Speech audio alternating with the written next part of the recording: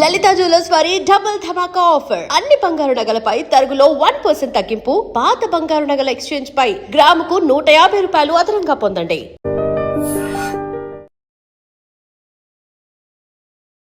అంబుబాచి మేళా ప్రతి సంవత్సరం జూన్ నెలలో కామాఖ్య అమ్మవారికి ఋతుస్రావం జరుగుతుంది. సో మనం ఏమనుకుంటే అది జరిగిపోతుంది సార్. ఇప్పుడు నేను యాంకర్, నేను ఒక మంచి ఇంకా ఫేమస్ యాంకర్ అవ్వాలి 100% అవుతుంది. సో జాతకాలు మనిషి భవిష్యత్తును మార్చేస్తాయంటారు, లేకపోతే కర్మలు మారుస్తాయంటారు? మనల్ని మనము మానసికంగా సాటిస్ఫై చేసుకోవడానికి మనం ఎదుటి వ్యక్తిని కర్మ నాశనం చేస్తుంది అని అనుకుంటాం. ఇక్కడ 2 ఆప్షన్స్. మనము ఏమీ చెయ్యకుండా మనము నిజంగా శుద్ధపూసలమైతే మనల్ని ఎవడైతే టార్గెట్ చేస్తాడో వాడు సర్వనాశనం అయిపోతాడు. మనకు చేతబడి అనేది దట్ ఈస్ ఏ క్రియేచర్, అంటే అది నిజంగా చేయగలిగిన వాళ్ళు ఇప్పుడు లేరు. సో మన దగ్గర ఉన్నది సత్కాలు పెట్టేవాళ్ళు ఉన్నారు. సత్కాలు పెట్టేవాళ్ళు అంటే సెలబ్రిటీ సక్సెస్ అవ్వాలి అనుకున్న వాళ్ళకి ఇటువంటి ప్రయోగాల నుంచి విముక్తి కల్పిస్తూ ఉంటారా? సో నేను ఎక్కువగా రెమెడీ చేసేది బాలీవుడ్కి చేస్తాను. ఎందుకంటే బాలీవుడ్లో అసలు ఆల్మోస్ట్ 90% హీరోయిన్లు బ్లాక్ మ్యాజిక్ చేస్తారు. ఇప్పుడు జాతకంలో వాళ్ళు ఇలాంటి మనుషులను తెలిసినప్పుడు దాన్ని మీరు కొన్ని పరిహారాలు చెప్పినప్పుడు ఆ జ్యోతిష్యంలో చెప్పినవి మనం తిరగరాయొచ్చా? సో ఇంద్రుడు ఇచ్చినటువంటి శాపం ఏంది అంటే ఎవరైతే అందమైన అమ్మాయిలు ఉంటారో వాళ్లకు కుటుంబ సౌఖ్యం ఉండదు అని ఆయన ఇచ్చినటువంటి శాపం. అందుకని నువ్వు తీసుకో, ఎవరైతే అందంగా ఉన్న అమ్మాయిలు ఉంటారో వాళ్ళ జీవితంలో భర్త అనేవాడు ఉండడు. రెండవది, నువ్వు గమనించినట్లయితే ఎవరైతే ఆల్మోస్ట్ ఆల్ అందగత్తెలు ఉన్నారో వాళ్ళందరూ చూస్తే ఏజ్ గ్యాప్ ఉన్నటువంటి వాళ్ళని పెళ్లి చేసుకోవడమో లేదా సెకండ్ మ్యారేజ్గా వెళ్ళడమో జరిగింది. సో వేణుస్వామి గారు డబ్బు ఎలా సంపాదిస్తారు, డబ్బు సంపాదించడం ఎలా అని అడిగితే ఏమంటారు? ప్రపంచంలో 3 విషయాలు చాలా సింపుల్ విషయాలు. 1 డబ్బు సంపాదించడం, 2 అమ్మాయిని పడేయడం, 3 సెలబ్రిటీ స్టేటస్ అవ్వడం. ప్రపంచంలో 3 కష్టం. 1 డబ్బు నిలుపుకోవడం, 2 పడేసిన అమ్మాయిని కాపాడుకోవడం, 3 సెలబ్రిటీ స్టేటస్ నిలబెట్టుకోవడం. ఇప్పుడు 5 ఏళ్ల తర్వాత ఏం జరుగుతుందో చెప్తారా మాకు? బంగారం రేటు 5 లక్షలు అవుతుంది. 5 లక్షలు అయిపోతుందా? వెండి 6 లక్షలు అవుతుంది. పెట్రోలు డీజిల్ ఆల్మోస్ట్ ఆల్ దొరకకపోవచ్చు. ఇవాళ మతం గురించి మాట్లాడే జనాలు నెత్తిన పెట్టుకుంటున్న సమాజం 2-3 ఏళ్ల తర్వాత మతం గురించి మాట్లాడితే దొంగలను చూస్తారు. Hello everyone, welcome to I dream. This is anchor Lasya Reddy. ఇవాళ చేయబోతున్న పాడ్కాస్ట్ ప్రతి మనిషి చూడాల్సిన పాడ్కాస్ట్. ఎందుకంటే డబ్బు విలువ ఏంటో తెలుస్తుంది, మనిషి విలువ ఏంటో తెలుస్తుంది, మనిషి ఎలా బతకాలి అనే సంగతి తెలుస్తుంది. అయితే కొన్ని నిజాలు కఠినంగా ఉంటాయి, కానీ అవే నిజాలు. ఎంత హార్ష్గా చెప్తున్నారనేది కాకుండా ఎంత వాస్తవాలు చెప్తున్నారు అనేది ఇంపార్టెంట్. అంటే ప్రతి ఒక్క మనిషి సొసైటీలో ఈయన తప్పు తప్పు తప్పు అంటున్నా, నేను రైట్, నా మనసుకు నచ్చినట్టే నేను చేస్తాను, నేను ముక్కుసూటి మనిషిని అని చెప్తూ మనకి ఇవాళ అసలు జీవితం గురించి బోల్డ్ అని సత్యాలు వాస్తవాలు చెప్పారు. డెఫినెట్లీ ప్రతి ఒక్క మనిషి చూడాల్సిన video. He's none other than celebrity astrologer అనొచ్చు, ప్రముఖ జ్యోతిష్యులు అనొచ్చు. పరిచయం అక్కర్లేని పేరు వేణుస్వామి గారు. నమస్కారం వేణుస్వామి గారు. నమస్తే అమ్మ. ఓం నమో వెంకటేశాయ. వెంకటాద్రి సంస్థానం బ్రహ్మాండే నాస్తికించిన వెంకటేశ సమోదేవో నా భూతో నా భవిష్యతి. ఎలా ఉన్నారు? సూపర్ అమ్మ. రచరచస్య రచోభ్య. ఇప్పుడు చూడు, full on happiness and joyful. ఏంటి కారణం ఇంత హ్యాపీనెస్, జాయ్ఫుల్? ఎప్పుడు ఒక పాజిటివ్ ఆరా ఉంటుంది. ఏంటి? నమ్మకం, దేవుడి మీద నమ్మకం. కలియుగంలో మనల్ని నేను అసలు జనాల్ని నమ్మను. జనాల్ని అస్సలు నమ్మరు, మనుషుల్నే నమ్మను. అదేంటి సార్, ప్రతి మనిషిలోనూ దేవుడు ఉంటారంటారు కదా, మనిషిని నమ్మకపోతే మనుగడ ఎలా కుదురుతుంది? డైలాగులు సినిమాలలో చాలా బాగుంటాయి, చాలా అంటే చాలా బాగుంటాయి. సో ప్రతి మనిషిలోనూ ఒక మోసకారు ఉంటాడు, ఒక స్వార్థపరుడు ఉంటాడు అని నేను నమ్ముతా. మరి మనిషిని నమ్మకపోతే మనుగడ ఎలాగా? ఇప్పుడు మీరు ఇంత పెద్ద ఫామ్ హౌస్లో ఈరోజు మనం షూట్ చేస్తున్నాం, 11 మంది 12 మంది మీకు వర్క్ చేస్తుంటారు. మనిషిని పని వాళ్ళు కదా, డబ్బులు తీసుకొని పని చేస్తుంటారు. ఓకే, భారతదేశంలో డబ్బులు తీసుకొని పని చేయడం కూడా మనకు వాడు ఏదో సేవ చేసినట్టు ఫీల్ అవుతాడు. అంతే అంటారా? సో ప్రస్తుతం దేశ కాలమాన పరిస్థితులను బట్టి ఒక సేయింగ్ నడుస్తుంది, రోజుగారుకు కామ్ నయ్యే కామ్ వాలే కామ్ కర్తే నయ్యి. పని చేసేటోనికి పని ఉన్నోడు పని చేస్తలేడు, పని ఉన్నోడు పని చేస్తలేడు, పని లేనోనికి పని దొరకలేదు, పని మనుషులు కావాల్సిన వాళ్ళకు పని మనుషులు దొరకలేరు.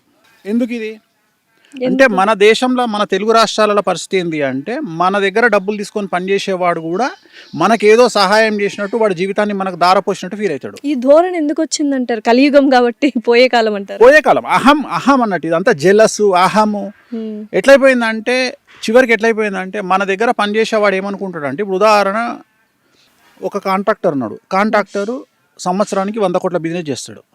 వాళ్ళ దగ్గర పనిచేసే కూలి ఏమనుకోవాలంటే, మా యజమాని దగ్గర నేను పని చేస్తున్నా, ఆ యజమాని నాకు పని ఇస్తుండు, ఈయన వల్ల నాకు 5 ఏళ్ళు నోట్లకు పోతున్నాయి అనుకోవాలి. కానీ వీడు ఏం చేస్తాడు, వీడు ఎట్లా ఫీల్ అవుతాడు అంటే, నేను లేకపోతే మా ఓనర్ దివాలా తీస్తాడు అని వీడు ఫీల్ అవుతాడు. ఇవాళ రోజు పరిస్థితి ఏమైందంటే, నాకు మొన్న చెప్తున్నాడు ఒక అతను, వాళ్ళ డ్రైవర్ను తీసేసిండంట. ఏదో ఏదో కోపం వచ్చి గొడవ వచ్చి ఒక యజమాని డ్రైవర్ని తీసేసిండట. తీసేస్తే డ్రైవర్ స్టేటస్ పెట్టుకున్నాడ నైట్, ఏమని అంటే నేను లేకపోతే నీకు తెలుస్తుంది. ఏమవుతుంది, ఇంకో 1000 ఇచ్చి వేరటం తీసుకుంటాడు. సో నేను అనేది ఏంటంటే మూర్ఖత్వం అనేది జనాల్లో ఎక్స్ట్రీమ్ వెళ్ళిపోతుంది. సో నేను ఎందుకు నమ్మను అంటే నేను అడవిలో జీవించినట్టు జీవిస్తా, నేను ఎవరిని సహాయం అడగను. మరి ఎలా సహాయం నేను అదే చెప్తున్నా, సహాయం అడగను అంటే ఇప్పుడు నాకు కష్టం వచ్చింది. ఈ సమాజం ఎలా ఉంది అంటే ఇప్పుడు ఉదాహరణ, నేను ఒక వ్యక్తిని సహాయం అడిగినా, ఏం సహాయం అడిగినా అంటే అరే బాబు నాకు ఇంకెవరికో మా ఇంట్లో తలకాయ నొప్పి లేచింది లేదా దెబ్బ తగిలింది, అపోలో హాస్పిటల్కి పోతున్నా రారా అంటే వాడు వస్తాడు. వాడు వచ్చినందుకు నేను వాడికి ఒక 50 లక్షల రూపాయలు హెల్ప్ చేసిన అనుకుందాం ఎగ్జాంపుల్. వాడు ఏమంటాడు అంటే తర్వాత సంవత్సరం తర్వాత నువ్వు చేసిన 50 లక్షల హెల్ప్ తొక్కాసు పనికిరాదు, నేను ఆ రోజు అపోలో హాస్పిటల్కి ఎంబడొచ్చి నీకు జెండు బాంబు కొనిచ్చిన చూడు అది ముఖ్యం అంటాడు వాడు. సో అప్పటి నుండి నాకు ఏమర్థమైందంటే సమాజంలో సహాయం అడగవద్దు, ఎవ్వరు సహాయం తీసుకోవద్దు. సో నువ్వు అడవిలో వెళ్తే ఎలా అయితే ఒంటరి జీవితాన్ని గడుపుతావో సమాజంలో కూడా అలాగే ఒంటరి జీవితాన్ని గడుపు. ఎందుకు ఇంత వైరాగ్యం? ఇది వైరాగ్యం కాదు, ఇది జనాల్ని స్టడీ చేసిన విధానం. ఓకే, నీకు ఒక ఎగ్జాంపుల్ చెప్తా. డిసెంబర్లో నేను ఒక హాస్పిటల్కు ఒక అమ్మాయి, నాకు తెలిసిన అమ్మాయి ఫోన్ చేసి ఏడుస్తుంది. ఏమైంది తల్లి అని అడిగిన. అంటే నాకు యూట్రస్ ప్రాబ్లం వచ్చింది, నేను హాస్పిటల్లో ఉన్నా. మరి ఎందుకు ఏడుస్తున్నావు అంటే మా అమ్మ నాన్న ఎవరు నన్ను హాస్పిటల్ దగ్గరకు వచ్చి చూడడానికి రాలేదు, నేను హాస్పిటల్ ఒక్కదాన్నే అడ్మిట్ అయ్యి ఉన్నా, నా దగ్గర రూపాయి లేదు, నన్ను ఏం చేయమంటారని అడిగింది. నాకు కొద్దిగా నేను ఆడవారి పక్షపాతిని జనరల్గా. ఇమ్మీడియట్గా డ్రైవర్ను పిలిచి నేను హాస్పిటల్కి పోయి సమ్ అమౌంట్ తీసి అమ్మాయి చేతిలో పెట్టి పక్కన ఆమె అసిస్టెంట్ ఉంటే ఆమెకు 10,000 ఇచ్చి సామాన్లు ఈమెకి ఏమేమి కావాలో బ్రెడ్ ఫ్రూట్స్ అన్నీ కొని తల్లి అని చెప్పి ఆ అమ్మాయితో మాట్లాడి బయటికి వస్తుంటే నన్ను అభిమానించే ఒక పీడియాట్రిషియన్ అమ్మాయి డాక్టర్ ఎదురుగా వచ్చింది. స్వామి డాక్టర్ ఎక్కడికి వచ్చారు అంటే అమ్మ నువ్వేంది తల్లి ఇక్కడ ఉన్నావు అంటే నేను ఇక్కడ డాక్టర్ను గురువు గారు. ఓకే రైట్, ఒక సెల్ఫీ తీసుకుంది, నా నెంబర్ అడిగింది, నా పర్సనల్ నెంబర్ ఇచ్చిన, వచ్చేసిన. ఇది డిసెంబర్లో జరిగింది, 2025 డిసెంబర్లో జరిగింది. మేలో ఈ 2026 మేలో నాకు ఆ డాక్టర్ నాకు మెసేజ్ పెట్టింది. ఏమనంటే గురూజీ నాకు ఇంకా పెళ్లి కాలేదు కదా, నాకు సంబంధం వచ్చింది, ఆ సంబంధం మీరు ఏమన్నా కలుస్తుందా కలవదా చెప్పండి అని. సరే తల్లి చెప్తా అని. అబ్బాయి పుట్టినటువంటి సమయం సంధికాలంలో పుట్టిండు అంటే అది ఒక 10 నిమిషాలు అయితే వేరే రాశిలోకి వెళ్తుంది. అందుకని క్లారిఫికేషన్ కోసం ఈ అమ్మాయికి నేను ఫోన్ చేస్తాను టైం కోసం. 8 రోజులు చేసిన ఫోన్ లిఫ్ట్ చేయలే అమ్మాయి. లిఫ్ట్ చేయకపోతే నేను అమ్మాయికి మెసేజ్ పెట్టిన, ఎనీ ప్రాబ్లం అని పెట్టిన. Yes there is a problem అని పెట్టింది. అనగానే నాకు ఇంకా సర్రమని నేను ఫోన్ చేసి ఏందమ్మా మెసేజ్ పెట్టినావు, నువ్వేమో నాకు రెస్పాండ్ అవ్వట్లేదు, ఎందుకు ఇట్లా చేస్తున్నావు అని అడిగిన. లేదండి దెర్ ఈజ్ ఎ ప్రాబ్లం అన్నది. ఏం ప్రాబ్లం అన్నాను. మీరు మా హాస్పిటల్కి వచ్చిర్రు, మీకు డిసెంబర్లో గుర్తుందా? అవును తల్లి వచ్చిన. ఏమైంది, మీరు ఎందుకు వచ్చిర్రు? ఇట్లా జరిగింది తల్లి వచ్చిన. లేదు నాకు 5 రోజుల కింద తెలిసింది మీరు అమ్మాయిని చూడడానికి వచ్చిర్రు అని. తప్పేముంది దీంట్లో? ఏం లేదు, మా హాస్పిటల్లో అమ్మాయికి 3వ అబార్షన్, అది యూట్రస్ ప్రాబ్లం, మీకు అబద్ధం చెప్పి డబ్బులు తీసుకుంది. సో నేను అనే పాయింట్ ఏంటంటే ఈ అమ్మాయి నన్ను జస్టిఫికేషన్ చేసింది. ఏమని, నువ్వు ఆ అబార్షన్ అయిన అమ్మాయిని చూడడానికి వచ్చినావు కాబట్టి నువ్వే క్యారెక్టర్లెస్ ఫెలో, అలాంటి అమ్మాయిని చూడడానికి వచ్చినావు అంటే నువ్వు వేస్ట్ కానివి. అలా ఎలా అనుకుంటా? ఇట్లా ఎన్నిసార్లు కొట్టించుకోమంటావు నన్ను? మంచి చేయడానికి వెళ్ళారు, సహాయం చేయడానికి వెళ్ళారు, ఈ అమ్మాయి అపార్థం. చివరికి నువ్వు నమ్మవా అమ్మ, నేను ఒక 2 బెల్టులు కొని, బెల్టులు లిటరల్గా ఇప్పుడు నేను ఎప్పుడైనా లైఫ్లో బెల్ట్ వేస్తాను, ఎందుకంటే నేను లుంగి మీద ఉంటా. 2 బెల్టులు నా యాంగర్కి వేసుకొని ప్రతిరోజు దాన్ని చూస్తుంటా. ఎందుకంటే ఎంతమందితో దెబ్బలు తినాలి లైఫ్లో. ఇట్లా మన ఒక అమ్మాయి వచ్చింది, నేను ఒక ఇన్ఫ్లుయెన్సరు, నాకు హెల్ప్ కావాలి. ఏం కావాలి తల్లి? నాకు ఒక ఐఫోన్ ఇప్పించండి. iPhone 17 Pro Max భారతదేశంలో ఐఫోన్ కానీ శాంసంగ్ కానీ లాస్ట్ 10 సిరీస్ నేను లాంచ్ చేస్తున్నా. లాంచ్ చేయగానే 10 ఫోన్లు కొని ఐఏఎస్లకు కానీ సినిమా వాళ్ళకి కానీ ఇవ్వడం నాకు అలవాటు, గిఫ్ట్ ఇవ్వడం. వెంబడే ఒక ఫోన్ తెప్పించి అమ్మాయికి ఇప్పించిన తర్వాత అమ్మాయి ఫోన్ చేసి ఏమంటది, నా ఫ్రెండ్ ఫోన్లో ఫోటోలు బాగా వస్తున్నాయి, మీరు ఇచ్చిన ఫోన్లో బాగా రావట్లేదు ఫోటోలు అంటే. ఆ ఉద్దేశం ఏం తెలిసి డూప్లికేట్ ఫోన్ అని. డూప్లికేట్ ఫోన్ మీరు ఇచ్చారా? ఏంటి దెబ్బ మీద దెబ్బ అంటే సహాయాలు అనేది ఏంటంటే సమాజం అట్లుంది తల్లి. గుర్తించే స్థితిలో సమాజం, మనం చేసిన హెల్ప్ ను గుర్తించే స్థితిలో సమాజం లేదు. వాళ్ళు ఏమంటారు అంటే రేపు పొద్దున మనం ఏమైనా అడిగినాం అనుకో, నీకు ఆ రోజు నేను సహాయం చేసినా నీ తీటకు నువ్వు చేసినావు అంటారు. అందుకని ఏమైపోయింది అంటే ఇప్పుడు నాకు ఏదో సమస్య వస్తుంది, వాడు ఎవడో వచ్చి నా దగ్గర ఉంటాడు. ఉదాహరణ చెప్తా. ఇప్పుడు ఉదాహరణ నిత్యం చచ్చేవాడికి ఏడ్చేవాడేవాడు అంటే రోజు చచ్చిపోయినానికి ఎవడు ఏడుస్తాడు? అంతే. ఇప్పుడు నా గురించి రోజు ఏదో ఒకటి వస్తుంటది, లేదా ఏదో ఛానల్లో నా గురించి పెద్ద పెంట పెట్టిండు అనుకుందాం, నేను ఏడ్చుకుంటూ కూర్చోవాలనా? ఇక వాడు నేను కొద్దిగా నారాజు కూర్చోగానే ఎవడో నా దగ్గరకు వస్తాడు, గురుగారు నేను మీకు ధైర్యంగా ఉన్నా, నేను మిమ్మల్ని కాపాడుతా అని నాతోనే ఆ 2 రోజులు గడుపుతాడు. అంతే. ఇక జీవితాంతం అని నేను పోషించాలి. ఎందుకు అంటే ఆ రోజు నీ ఎంబడలేనా నేను? ఆ 2 రోజులు నీ ఎంబడున్నా నేను. ఆ రోజు నిన్ను పలాంటి ఈవాడు తిట్టిండు కదా, నేను నీ ఎంబడి 2 రోజులు గడిపినా కాబట్టి ఇక నువ్వు జీవితాంతం నాకు కూడికం చేయాలి. సహాయం చేసి తిరిగి సహాయం పొందడానికి ఈ సహాయం ఎక్కడదమ్మా? అంతే. భయపడేటోనికి సహాయము. నువ్వు భయపడు మన బ్లడ్ అనే లేదు. నేనే 100 మందికి ధైర్యం చెప్పేటోని. అంటే నేను ఏంటంటే చిన్న సహాయం లాస్ట్కు ఎట్లయిపోయిందంటే మనం ఛాయ్ గ్లాసు తీసి పక్కకు పెట్టినోడు కూడా ఆ రోజు నీకు ఛాయ్ గ్లాస్ తీసి పక్కకు పెట్టలే అంటాడు. అందుకని ఏమైపోయిందంటే స్నేహితులను కానీ బంధువులను కానీ ఎవరిని సహాయం అడగడం బంద్ చేసిన. నేను అందరికీ కూడా అదే చెప్తా. ఇంకోటి తెలుసా ప్రాబ్లం ఏంటంటే ఇక్కడ ఏం జరుగుతుంది అనేది పక్కన పెడితే, ఇప్పుడు ఉదాహరణ చెప్తా. ఇప్పుడు మన ఇన్స్టాగ్రామ్లో నందు అని ఒక ఎన్ఆర్ఐకి సంబంధించినటువంటి హడావిడి జరిగింది. నందూస్ వరల్డ్ అంటే ఎక్కడికి వెళ్ళిపోయారు జనాలు అంటే, ఆమె లండన్ సిటిజన్, యూకే సిటిజన్. అవును. ఆమెను పట్టుకురావాలంటే ఒక 50 నుండి 100 కోట్ల రూపాయల ఖర్చు వస్తుంది భారతదేశానికి. Right, correct. మనకు ఆ విషయం తెలియదు. మనం అరెస్ట్లను వేసేస్తాం, ఉరి శిక్షను వేసేస్తాం, చంపినమని వేసేస్తాం, మన ఇష్టం వచ్చినాయి మనం వేసుకుంటాం, మనకు నచ్చినాయి మనం వేసుకుంటాం. మనకు బేసిక్ నాలెడ్జ్ ఏం లేదంటే బట్ చాలా మంది మోసపోయారు. చెప్పేది తల్లి, ఇక్కడ మోసం గురించి నేను మాట్లాడతలేను. మీ తప్పు మోసపోవడం అంటే మిమ్మల్ని నమ్మిరు కాబట్టి మోసపోయారు. ఎవడు నమ్మమన్నాడు మిమ్మల్ని? నేను అనే పాయింట్ ఏంటంటే ఎవడు నమ్మమన్నాడు? నమ్మిన దగ్గరనే మోసం ఉంటుంది. నేను దాని గురించి మాట్లాడతలేను. నేను మాట్లాడేది క్వశ్చనింగ్ నాలెడ్జ్ గురించి మాట్లాడుతున్నాను. ఒక సిటిజన్ ను ఇండియాకు పట్టుకురావాలి అంటే ఇంటర్పోల్ ఇన్వాల్వ్ కావాలి, దేశ ప్రధాని ఇన్వాల్వ్ కావాలి, ఒక స్టేట్ సీఎం ఇన్వాల్వ్ కావాలి, వాళ్ళ మీద ఇంటర్పోల్ కనెక్షన్ కావాలి, వాళ్ళని తీసుకురానికి ఇక్కడ నుండి స్పెషల్ టీమ్ అరేంజ్ చేయాలి. అక్కడికి పోయినాక లండనోడు మనకు పర్మిషన్ ఇయ్యాడు, మనతో మనం యుద్ధం చేయాలి. ఇప్పుడు లండన్ బార్డర్లో తెలుగుదేశానికి ఆంధ్రప్రదేశ్ తెలంగాణ రాష్ట్రానికి లండన్కు యుద్ధం అవుతుంది. ఆ యుద్ధంలో ఆమెను పట్టుకురావాలి. చాలా పెద్ద ప్రాసెస్. సో ఇవేం తెలియకుండా నందుని చంపేసిరు రాత్రి అని ఒకడు పెడతాడు, నందుని లేపుకొచ్చిండు అని ఒకడు పెడతాడు. నేను అనే బేసిక్ సెన్స్ చాట్ జీపీటీ ఉంది, అడగండి. ఒక సిటిజన్ పట్టుకురావాలంటే ఏమవుతుందో అడగండి. ఇదే తెలివి మనకు ఉంటే కింగ్ ఫిషర్ అని ఎప్పుడు పట్టుకోద్దురు కదా. అంతే కదా. మీరు ఎందుకు ఇట్లా చేస్తారు అంటే నేను దీనికోసం భయపడి, వీళ్ళు వేసేదానికి భయపడి, లేకపోతే నేను అదే ఏంటంటే కష్టం వస్తే ఎవరితో షేర్ చేసుకోకండి. ఏమవుతుందంటే కష్టం రావడం కంటే మీరు కష్టాన్ని షేర్ చేసుకోవడం వల్ల సమస్యలు ఎక్కువ వస్తాయి. కరెక్ట్. బేసిక్ ఏం చేస్తావు నువ్వు? నీకు ఒక సమస్య వచ్చింది, దన్నా దోస్తులు ఇద్దరికి చుట్టాలకి ఇద్దరికి ఫోన్ చేసి నువ్వు టెన్షన్ లో పానిక్ అటాక్ వల్ల 10 మందికి చెప్తావు. ఈ 10 మందిలో ఏ నా కొడుకు నీకు పని చేయడు. నువ్వు ఫోన్ పెట్టేసిన మరుక్షణం వాడు ఏం చేస్తాడు తెలుసా? 100 మందికి ఫోన్ చేస్తాడు. అయ్యిందంట, ఆగిందా ఇది, దీనంత యాంకర్ లేదట ఏడా, ఆగిందా ఇది వాడు చెప్తాడు. నువ్వేం చేసుకున్నావు? సహాయం చేస్తారని ఫోన్ చేసినావు. వాడు ఫోన్ పెట్టే చేసే పనిది. ఇట్లా 100 మంది ఇంటూ 10 వేసుకున్నా 1000 మంది నేను తిడతారు తప్ప ఇలా ఎవడు వచ్చి నీకు సహాయం చెప్పాడు. సో మనకి మనమే సహాయం చేస్తాం. సో నేనేమంటున్నా అంటే మర్డరు, మానభంగం ఈ 2 చేస్తే నేను ఎవడు కాపాడలేడు. బ్రెయిన్ స్ట్రోక్, హార్ట్ స్ట్రోక్ ఈ 2 వస్తే నేను ఎవడు కాపాడలేడు. సో ఈ 4కి భయపడు, దేనికి భయపడు. ఇప్పుడు ఉదాహరణ, మీ ఇంట్లో ఎవరికో బ్రెయిన్ స్ట్రోక్ వచ్చింది. బ్రెయిన్ స్ట్రోక్ గారు ఆగండి, మా నాన్నగారు వస్తున్నారు ఆన్ ది వే, ఇప్పుడే మెట్రో దిగిర్రు అన్నాం అనుకో, అవుతుంది? అది ఆగదు. వచ్చే వరకు గిలగిల కొట్టుకొని పీకుతాడు. హార్ట్ స్ట్రోక్ కూడా అంతే. రైట్, ఇది బేసిక్. ఈ 2 బేసిక్. అంటే ఒక మనిషి చచ్చిపోవడానికి ఈ 2 మాత్రమే కారణాలు అవుతాయి. ఎయిడ్స్కు 10 ఏళ్ళు బతుకుతావు, క్యాన్సర్కు మంచి నార్మల్ క్యాన్సర్, థైరాయిడ్ క్యాన్సర్ అయితే జీవితాంతం బతుకుతావు, సచ్చే వరకు బతుకుతావు, అంటే 70 ఏళ్ళు బతుకుతావు. కొన్ని క్యాన్సర్లలో 2 ఏళ్ళకు పోతావు. బట్ ఏదైనా 10 నిమిషాల అకస్మాత్తుగా వచ్చే చావుల గురించి 2. నేను మాట్లాడేది 2. అకస్మాత్తుగా అంటే దేవుడు డిసైడ్ చేసిన ఈ 2.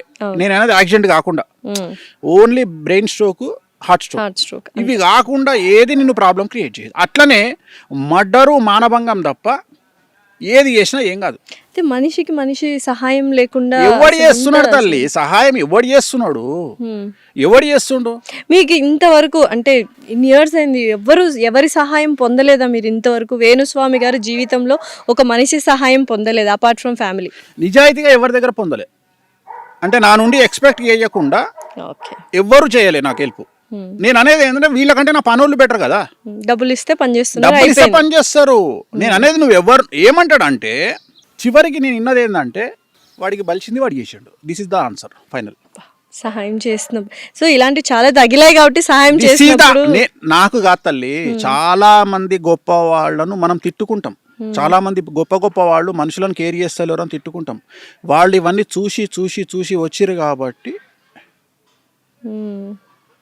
నేను అనేది ఏంటంటే, నాకు తెలిసిన ఒక ఒక ఒక శిష్యుడు ఉంటాడు. ఎగ్జాంపుల్, వాడు అంతకుముందు నన్ను గురువు గారు అంటాడు. సడన్గా వాని బిహేవింగ్లో నేను ఎట్లా అబ్జర్వ్ చేస్తాను అంటే, గురువు గారు పోయి గురువుకి వచ్చింది కథ. దోస్తు నడతాడు, ఏం రా గురు, ఏం గురు అంటాడు కదా, ఆ టైప్లో గురువు అని పెట్టిండు మెసేజ్. ఆ గురువు అనగానే నాకు అర్థమైపోతుంది, ఓహో ఈయనకి దగ్గర పడ్డదిరా అని. దానికి రీజన్ ఏంటి అంత అహం అంటే రావడానికి వాడు గల అహం కారణం రావడం అంటే ఏంటి? ఏం లేదు, వాడు ఏదో అదే కారు డబ్బులు కొనుంటాడు, వాడు ఏదో కారు కొనుంటాడు, వాడి Status జీవితంలో పెరుగుంటుందా? వాడు ఏదో కారు కొనుంటాడు, వాడు ఏదో చేసి ఉంటాడు, గొప్పతనం చేసి ఉంటాడు. వాని దృష్టిలో ఏంటంటే వాడికి ఏదో గొప్ప. నేను అసలు డోంట్ కేర్, అంతే. నీ మనీని నిన్ను ఐ డోంట్ కేర్. ఒక పెద్ద తోపు తోపు తోపు తోపు హీరో ఫోన్ చేసిండు నాకు, నా మేనేజర్కు ఫోన్ చేసిండు అపాయింట్మెంట్ కావాలని. రెస్పెక్ట్ ఇచ్చి మాట్లాడితే రూపాయి తీసుకోకుండా పోయి జాతకం చెప్తా. చాలా యారగెంట్గా ఫోన్ చేసి నా మేనేజర్తో యారగెంట్గా మాట్లాడితే, తెలుగు హీరోనా సౌత్ ఇండియన్? తెలుగు హీరోనే, తెలుగు హీరో. చాలా యారగెంట్గా మాట్లాడితే నా మేనేజరు, మీరు వస్తారా ఆఫీస్కి, సో గురుగారు రావాలన్నా అంటే, ఏంది మేము రావాలన్నా గురుగారి దగ్గరికి ఓ అంటే, నేను అడిగిన ఏందంట అని అడిగిన. చాలా రఫ్గా మాట్లాడుతుంది సార్, 2 లక్షలు చెప్పన్నా అనగానే, ఓకే అండి గురువుగారు వస్తారు గురువుగారు మీ దగ్గరికి, 2 lakhs ఛార్జ్ చేస్తారండి. 2 లక్షలా? తోపు అన్నారు కదా మీరే, తోపు హీరో కదా. 2 అంటే ఆయన లక్షలు ఎక్కువ ఉద్దేశం ఏంటంటే, నేను హీరోను కాబట్టి వీడు పమేరియన్ కుక్క తోకెట్లా ఊపుతుందో అట్లా ఊపుకుంటూరుకొస్తాడు అనుకుండు వాడు. కానీ మనకు అర్థం కాలే, డబ్బును మనం కేర్ చేయం, స్టేటస్ను మనం కేర్ చేయం. ఎందుకంటే చూసి తంగైపోయినాం. ఎన్ని కోట్ల ఆస్తుంది సార్ వేణుస్వామి గారికి? వేణుస్వామికి ఆస్తి ఉందా లేదా అనేది ఒక విషయం పక్కన పెడితే, నీకు ఉల్టా ప్రశ్న ఇస్తా. ఒక అమ్మాయి ఒక గుడిసెలో ఉన్న వ్యక్తికి ఎస్ చెప్పొచ్చు, ఒక కింగ్ను దొబ్బే అనొచ్చు. అది ఆ అమ్మాయికి ఎంత ఉంది? choice. ఆ అమ్మాయికి ఎంత ఉంది? That is called self respect. Self respect. That is called self respect. నువ్వు గుడిసెలు ఉన్నతో పోయినావు, నాతో పోలే, అది అమ్మాయి ఇష్టం రా బాయ్, అది అమ్మాయి ఇష్టం. డెఫినెట్లీ నా ఇష్టం, నాకు సెల్ఫ్ రెస్పెక్ట్ ఎక్కువ. నేను ఇదే రెస్పెక్ట్ నేను వేరేటోడు అడిగితే, ఒక అడుక్కున్నటోడు అడిగితే నేను బెండ్ అవుతా. నేను డబ్బు లేనోళ్ళకి ఇంపార్టెన్స్ ఇస్తా, డబ్బు ఉన్నోళ్ళకి ఇంపార్టెన్స్ ఇయ్యను. ఎందుకంటే నా ఉద్దేశంలో డబ్బు లేనోడిని డబ్బు ఉన్నోడిగా చేయడమే నా మోటో. సో మామూలు మనిషిని సెలబ్రిటీగా చేయడమే నా మోటో. ఓకే, ఇదే ప్రశ్న నాకు మైండ్లో రన్ అవుతుంది. మీరే ఆన్సర్ చెప్పారంటే, సెలబ్రిటీలు అవుతారు అని వాళ్ళ గురించి తెలుసుకొని వెళ్ళి పూజలు చేస్తున్నారు, లేకపోతే వాళ్ళు సెలబ్రిటీ అవ్వాలి మీ దగ్గర పూజలు చేసుకున్న తర్వాత వాళ్ళు సెలబ్రిటీ? వాళ్ళకి ఆ యోగం ఉంటే చేస్తా, లేకుంటే చెయ్య. ఓకే, సో మీ దగ్గరికి చాలా మంది సెలబ్రిటీలు అవ్వాలని వచ్చిన వాళ్ళకి యోగం ఉందని వాళ్ళ జాతకం చూసి. ఎందుకంటే నేను కూడా అందరు జ్యోతిష్యులాగానే దుకాణం ఇంట్లో పెట్టుకొని చాలా సైలెంట్గా బ్రతకొచ్చు. ఇంత మీడియాల పెంట చేసుకొని ఎవరెవరినో నేను ఎవరెవరి దృష్టిలో పడి నేను ఇంత కష్టాలు అనుభవించాల్సిన పని నాకు లేదు. నేను ఎందుకు ఇటువైపు వచ్చినా అంటే, వామాచారం అనేది నా డ్రీమ్. వామాచారం అంటే ఎడమ చేతితో పూజలు చేయడము అనేది నా డ్రీమ్. సో ఇప్పుడు దశమహా విద్యలు కామాఖ్య అమ్మవారు అంటే లెఫ్ట్ హ్యాండ్ పూజలు చేయబడేది వామాచారం అనేది డ్రీమ్. అంటే ఎలాగైతే మెడిసిన్లో నార్మల్ మెడిసిన్ ఉంటుందో దాంట్లో స్టిరాయిడ్స్ లాంటివి ఈ పూజలు. సో ఇది ఇన్స్టెంట్గా రెమెడీస్ ఇస్తాయి, ఇన్స్టెంట్గా ఎక్స్ట్రీమ్ లైఫ్ ఇస్తుంది. చాలా ఇంకా నువ్వు చచ్చిపోతావు, ఇంకా బ్రతకలేవు అనుకున్న స్థాయి నుండి, రోగంతో కాదు కష్టాల నుండి, అలాంటి మనిషిని రాత్రిని మిరాకిల్స్ చేసి కింగుని చేసి పెడతాయి ఈ పూజలన్నీ. మరి స్టార్ట్ చేశారా వామాచారం? అదేళ్ళ నుండి చేస్తున్నా కదా, దీనికోసమే కదా అంత పెంట జరిగింది. ఎందుకంటే జనాలకు మా కామాఖ్య దేవాలయం తెలియనందువల్ల యోని యోని యోని యోని యోని అంటే, చివరికి జనాలు అక్కడికి పోయి చూసిన తర్వాత నిజంగానే యోని ఉంది ఇక్కడ అని చెప్పి ఫీల్ అయ్యి అప్పుడు జనాలు లైన్ కట్టడం స్టార్ట్ అయింది. ఈ నెల 22 నుంచి 26 వరకు ఋతుస్రావం అనేది కామాఖ్య అమ్మవారికి జరుగుతుంది. అంబుబాచి మేళా అంటారు. అంబుబాచి మేళా ప్రతి సంవత్సరం జూన్ నెలలో కామాఖ్య అమ్మవారికి ఋతుస్రావం జరుగుతుంది. సో ఋతుస్రావం అంటే అమ్మవారికి యోని నుండి బ్లీడింగ్ అవుతుంది. సో మనం ఏమనుకుంటే అది జరిగిపోతుంది సార్. ఇప్పుడు నేను యాంకర్, నేను ఒక మంచి ఇంకా ఫేమస్ యాంకర్ అవ్వాలి, సెలబ్రిటీ అవ్వాలి, యాంకర్ స్థాయి పాడ్కాస్ట్ అయిపోవాలి అని అక్కడికి కామాఖ్య దేవి దగ్గరికి వెళ్తే ఆ టైంలో వెళ్ళొచ్చా? మిగతా టైంలో కూడా వెళ్ళి? ఆ టైంలో దేవాలయం బంద్ ఉంటుంది. అంబుబాచి మేళాలో దేవాలయం బంద్ ఉంటుంది. ఏ టైంలో ఓపెన్ ఉంటుంది అంటే ఆ 4 రోజులు తప్ప ఎప్పుడైనా ఓపెన్. సో ఎప్పుడైనా వెళ్ళొచ్చు. వెళ్ళి నేను 100% అవుతావు. 100% అవుతుంది. సో డెఫినెట్లీ వెళ్తాను సార్. నేను ఒక డిస్కషన్ అయ్యింది. ఒక డ్రైవరు ఒక యజమాని అడిగిండు నన్ను, గురూజీ ఈయన డ్రైవర్ పని చేస్తాడు కదా, ఈయన లైఫ్ లో సూపర్ స్టార్ ఎట్లయితాడు అని అడిగిండు. చాలా మంచి ప్రశ్న వేసినావు. ఈ డ్రైవరు లోకల్ ఎమ్మెల్యే దగ్గర డ్రైవర్గా పనిచేస్తే లైఫ్ మారిపోతుంది. అంతే. లీడర్ సినిమాల రానాతోని సీఎం డ్రైవర్ చెప్తాడు, సార్ రాత్రి నాన్నగారు నాకు బ్యాగ్ ఇచ్చిరండి, 20 కోట్ల బ్యాగ్ ఇచ్చిర్రు సార్, అందులో అమ్మాయి కోసం అని చెప్పేసి ఒక 60 లక్షలు వాడుకున్నా సార్ అంటే డ్రైవర్ చేతిలో 20 కోట్ల బ్యాగ్ వచ్చింది. సో నీ స్థానాన్ని బట్టి, మార్పును బట్టి నీ ఇంపార్టెన్స్ పెరుగుతుంది. డ్రైవర్ అనగానే నువ్వు చీప తీయాల్సిన పని లేదు. ఊబర్ డ్రైవర్ వేరే వాల్యూ ఉంటుంది, ఎమ్మెల్యే డ్రైవర్కి వేరే ఉంటుంది, సీఎం వాల్యూ వేరే ఉంటుంది, డిప్యూటీ సీఎం వాల్యూ వేరే ఉంటుంది, అంబానీ ఇంట్లో పనిచేసే డ్రైవర్కి వేరే వాల్యూ ఉంటుంది. సో ప్రతి ఒక్కళ్ళు వెళ్ళొచ్చు. నేను అదే చెప్తున్నా. సో నువ్వు ఏం చేస్తున్నావు అనేది ఇక్కడ ఒక్కటే, the biggest scam is job అనేది స్కామ్. ఉద్యోగం అనేది స్కాము. నీ కోసం నువ్వు కష్టపడకపోతే మంది కోసం కష్టపడాల్సి వస్తుంది. సో నేను ఏం చెప్తున్నా అంటే, ఇవాళ నువ్వు ఒక ఛానల్లో యాంకర్గా పనిచేస్తున్నావు. నువ్వు జీవితాంతం ఈ ఛానల్ యాంకర్గా పనిచేస్తావా, లేకుంటే నువ్వు ఓన్గా ఇండివిజువల్ పాడ్కాస్ట్ సిస్టమ్ పెట్టుకుంటావా, లేకపోతే నీకంటూ ఒక యూట్యూబ్ ఛానల్ పెట్టుకుంటావా అనేది నీ ఆలోచన మీద ఆధారపడి ఉంటుంది. సో ఇప్పుడు నేను ఏం చేస్తే కరెక్ట్ అంటారు మీరు? అది నీ నక్షత్రం మీద ఆధారపడి ఉంటుంది. ఓకే. నీ నక్షత్రం ఏంది డైరెక్ట్ చెప్తావా? అశ్విని నక్షత్రం, మేషరాశి. సో ఏలినాటి శని నడుస్తుంది. డబ్బులు లేకుండా ఏం చేసినా నువ్వు తోపు, అంటే ఇన్వెస్ట్మెంట్ జోలికి పోకు. రెండోసారి ఏలినాటి శనిలో ఉన్నావు. నేను బోటికి పెడతా, నేను నా దగ్గర 40 లక్షల రూపాయలు ఉన్నాయి, 3%కి ఎవడో అప్పు తీసుకుంటా అన్నాడు, ఇట్లాంటి పనులు చేయొద్దు. ఈ జీవితంలో అతిపెద్ద తప్పు చిట్టీలు వేయడము, అప్పులు ఇవ్వడము. ఈ 2 వేస్తే బిస్కెట్, ఇవి పోవద్దు. డబ్బు లేకుండా డబ్బు ఇన్వెస్ట్మెంట్ లేకుండా సంపాదించగలిగినటువంటి శక్తిని భగవంతుడు నీకు ఇచ్చిండు. ఏమిచ్చిండు? నీకంటూ ఇండిపెండెంట్గా ఒక యూట్యూబ్ ఛానల్ పెట్టుకో, నీకంటూ ఇండిపెండెంట్గా ఒక ఇన్స్టాగ్రామ్ ఛానల్ పెట్టుకో, ఒక ఫేస్బుక్ అకౌంట్ పెట్టుకొని నీకున్న పరిచయాలను ఉపయోగించి బతిమలాడుకొని బామాలుకొని పోడ్కాస్ట్ చేసుకో, అయిపోయింది. సో నా దశ బాగుంటది అంటారా? తిరుగులేదు. సో నేను అనేది ఏంటంటే ఇట్లనే ప్రతి ఒక్కరు ఆలోచించాలి. నేను అనేది ఇట్లనే ఆలోచించాలి. ఇప్పుడు ఉదాహరణ కెమెరామెన్ ఉన్నాడు. మరి కెమెరామెన్ ఏమవుతాడా? తోపు అవుతాడా? కెమెరామెన్ తోపు అవుతాడు. ఎట్లయితాడా? 2 కెమెరాలు కొనుక్కొని కిరాయికి ఇచ్చుకుంటే కెమెరామెన్ తోపు అవుతాడా? ఆబ్వియస్లీ. నేను అనేది ఏంటంటే నీలో 12% కసి ఉంటే నువ్వు పైకి వస్తావు. రిస్క్ ఉంటుంది. రిస్క్ లేనిది ఎక్కడా ఉండదు. ప్రపంచంలో రిస్క్ లేకపోతే జీవితం లేదు. నువ్వు రిస్క్ తీసుకోవాలి. నువ్వు 4 రోజులు ఖాళీగా కూర్చో, రిస్క్ తీసుకొని నువ్వు పైకి రా. నేను ప్రతి మనిషి జీవితంలో రిస్క్ ఉంటుంది. సో జాతకాలు మనిషి భవిష్యత్తును మార్చేస్తాయంటారా, లేకపోతే కర్మలు మారుస్తాయంటారా? కర్మలు అనేవి అసలు నేను నమ్మను. కర్మ అనేదే లేదంటారా? నేను నమ్మను. ఇన్స్టెంట్ కర్మ కదా. ఇన్స్టెంట్ కర్మ అంటే నేను ఒక సింపుల్ లాజిక్ చెప్తా. ఇప్పుడు ఉదాహరణ, రోజు కటికోడు మటన్ కొట్టేటోడు షాపులో రోజు 100 మేకలు చంపుతాడు. ఏమవుతుంది వానికి? ఏం కాదు. అది పక్కకు పెడదాం. భారతదేశంలో ఉరిశిక్ష పడ్డోళ్లకు ఉరిశిక్ష చేసేందుకు ఒక మనిషి ఉంటాడు. ఏమవుతుంది ఆయనకు? సో మనల్ని మనము మానసికంగా సాటిస్ఫై చేసుకోవడానికి మనం ఎదుటి వ్యక్తిని కర్మ నాశనం చేస్తుంది అని అనుకుంటాం. ఇక్కడ 2 ఆప్షన్స్. మనము ఏమీ చెయ్యకుండా మనము నిజంగా శుద్ధపూసలమైతే మనల్ని ఎవడైతే టార్గెట్ చేస్తాడో వాడు సర్వనాశనం అయిపోతాడు. ఇది మాత్రమే నేను నమ్ముతా. నిజమేనా సార్? ఇది ఒకటే నేను నమ్ముతా. కానీ నువ్వు కూడా శుద్ధపూస అయి ఉండాలి. నేను అనే పాయింట్ ఏంటంటే అమాయకత్వమేగా, ఏం తప్పు చేయకుండా. ఇప్పుడు నువ్వు మంచిదానివి అంటే నేను చూసిన దగ్గరికి సమాజంలో మన సమాజం ఎట్లుంటదంటే, మొగోడు డబ్బు సంపాదిస్తే అరే దొంగరా లంగపల్లి సంపాదించడం అంటది, అమ్మాయి అయితే ఒళ్ళమ్ముకొని సంపాదించిందని అంటారు. అదే కదా ఇప్పుడు అదే జరుగుతుంది ఎవరికైనా, ఎందుకంటే నిన్ను మానసికంగా దెబ్బ కొట్టడానికి ఈ 2 పదాలు వాడతారు. వీటిని నువ్వు ఎంటిక తీసేసినట్టు తీసేస్తే నువ్వు సక్సెస్. ఇట్లా తీసి ఎంటకాడ పడేయాలి, చేసిన పో అను, అయిపోయింది. అంటే ఇప్పుడు సొసైటీని పట్టించుకోకర్లేదు, అసలు పట్టించుకోవద్దు.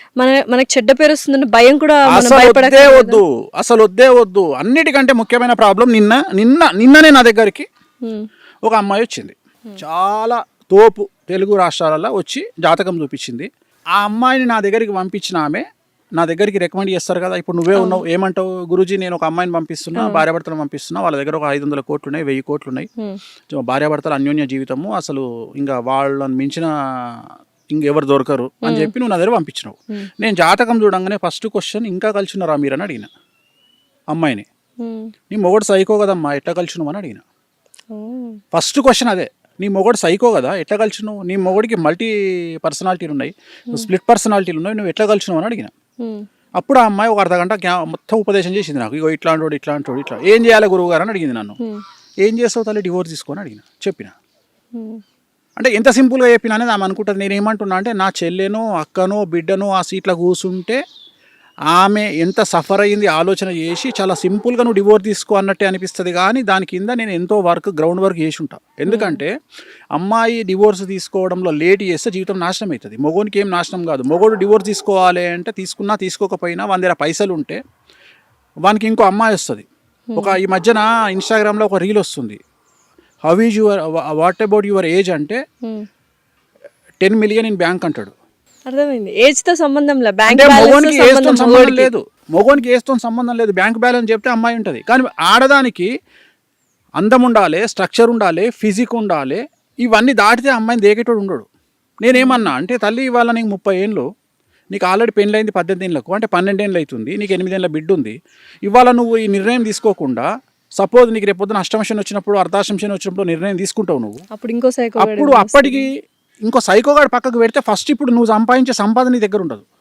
ఎందుకంటే అప్పటికి నువ్వు ఏజ్ అయిపోయి 10 ఏళ్లకు ఏజ్ అయిపోయి ఉంటుంది. డెఫినెట్లీ అర్థమైందా? పోనీ వీళ్ళేమి సూపర్ స్టార్లు హీరోలు కాదు, గ్రేట్ అవార్డ్స్ తీసుకొని నీకు 250 కోట్లు ఇస్తాను నీకు, కాబోయే సీఎంలు కాదు. మరి అట్లాంటప్పుడు నీ పరిస్థితి ఏంది? వీడు రూపాయి కూడా ఇవ్వడు నీకు. రేపు పొద్దున నువ్వు మళ్ళీ బోటికి పెట్టుకోనో లేకపోతే మళ్ళీ ఇంకేదో చేసుకొని బతకాలి. సో ఈ నిర్ణయాన్ని నేను ఇస్తా. నేను అనేమంటే ఈమె లేదు మా ఇంటి పక్కోడు ఏమనుకుంటాడు. మీ ఇంటి పక్కన ఇంట్లో కూడా సమస్యలు ఉన్నాయి తల్లి. మీ ఇంట్లో నీళ్ళొల్లి అయితే మీ ఇంట్లో ఇంకోలొల్లి, పక్కింటో ఇంట్లో ఇంకోలొల్లి. సో ఇంటింటి రామాయణం ఉంటుంది. కాబట్టి నువ్వు జనాల గురించి పట్టించుకోవడం బంద్ చేయి. ఇంకొక ముఖ్యమైన విషయం ఏంటంటే మరీ ముఖ్యంగా తెలుగు స్టేట్స్లో ఒక వ్యక్తిని విమర్శించేటువంటి నైతిక అర్హత ఎవరికి లేదు. కానీ అదే చేస్తున్నాం, హక్కుగా భావించి చేస్తున్నాం. అంటే తెలుగు లాజికల్ ఏంటంటే 2+2 = 5. తెలుగు స్టేట్స్లో 2+2 = 4 కాదు, 2+2 = 5. సో ఇక్కడ డిఫరెంట్గా ఉంటుంది. ఇప్పుడు మన దగ్గర ఎట్లుంటుంది అంటే మనం ఈ సమాజం అంతా ఫోక్సో గురించి మాట్లాడుతుంటే ఒక 10 మంది వచ్చి సపరేట్గా పెద్ద సినిమా గురించి మాట్లాడతారు. సో ఇది ముఖ్యం వాళ్ళకు. అంటే ఇక్కడ ఫోక్సో కంటే పెద్ద సినిమా ముఖ్యం వానికి. పెద్ద సినిమా ఎందుకు ఆగిపోయింది అనే దాని గురించి డిస్కషన్ నడుస్తుంది. ఎందుకు అంత తెలుగు వాళ్ళంటే ఎందుకు అంత బ్యాడ్ అయిపోయారు అనుకుంటున్నారా మీరు? మానసికంగా చెడిపోయారా తెలుగు వాళ్ళు? అంటే ఎంటర్టైన్మెంట్ కావాలి మనకి. ఎంటర్టైన్మెంట్ ఇప్పుడు నేనే ఉన్నా, నేను ఎంత పర్వట్టాడు అంటే రాత్రి 10 గంటలకు ఉప్పల్ బాల్ వీడియోలు చూసుకుంటా, అగిపేట మచ్చా చూసుకుంటా. ఎందుకంటే నాకు వెరైటీ చూడబుద్ది కాదు. ఎందుకంటే నేను యుద్ధం గురించి ఇన్ఫర్మేషన్ చూద్దామా ఏం దొరకదు. అంటే నీకు ఏది జెన్యూన్ రాదు కదా న్యూస్లో. నేను అనే పాయింట్ ఏంటంటే అంత పెయిడ్ న్యూస్ కాబట్టి జెన్యూన్ న్యూస్ ఏమొస్తుంది, ఇరాన్లో ఏం జరిగింది అనేది చూస్తే మన ఛానల్లో అది రాదు. మన ఛానల్లో పచ్చళ్ళలో ఇంకోటో నడుస్తుంటది. సో నేను అనేది ఏంటంటే నేను మళ్ళీ నేషనల్ న్యూస్కి పోవాలి, అక్కడ కూడా ఇదే పెంట. సో దాని బదులు ఇంటర్నేషనల్ న్యూస్ ఛానల్ చూసుకుంటే బెటర్. నేను అనేది ఏంటంటే ప్రతి ఒక్కడు పర్వర్టెడ్ అయిపోయిండు.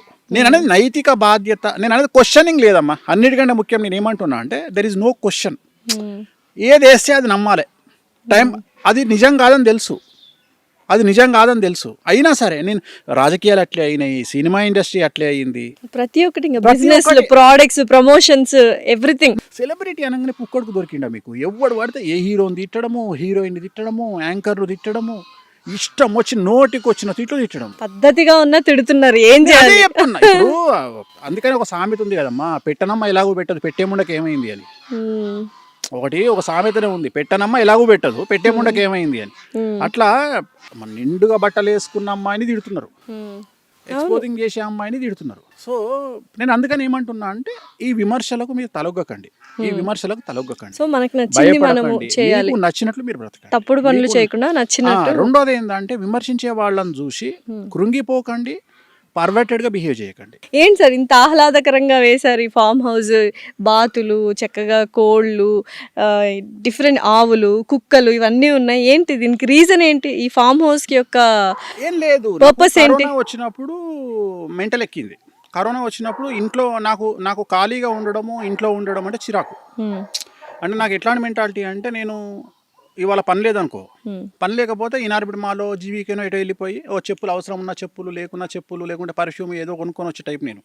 నాకు రిలాక్స్ ఇచ్చేది షాపింగ్. రెండోది వెంకటేశ్వర స్వామి, మూడోది స్విమ్మింగ్. ఇవి తప్ప నాకు వేరే ఉండవు లైఫ్లో. సో ఫస్ట్ ఇది షాపింగ్. ఎంత ఖర్చు పెడతారు సార్ షాపింగ్? హైయెస్ట్ ఖర్చు ఎంత ఒక్క రోజు పెట్టింది? చాలా పెడతా. ఎంత ఒక్క రోజుకి ఎంత పెట్టారు హైయెస్ట్ ఖర్చు? చాలా ఉంది, చెప్పండి సార్. నేను అవి చెప్పలే కానీ ఒక డ్రీమ్ ఉంది నాకు, చేసుకొని వచ్చిన. లండన్ లో హెవార్డ్స్ అని ఒక బిల్డింగ్ ఉంటుంది.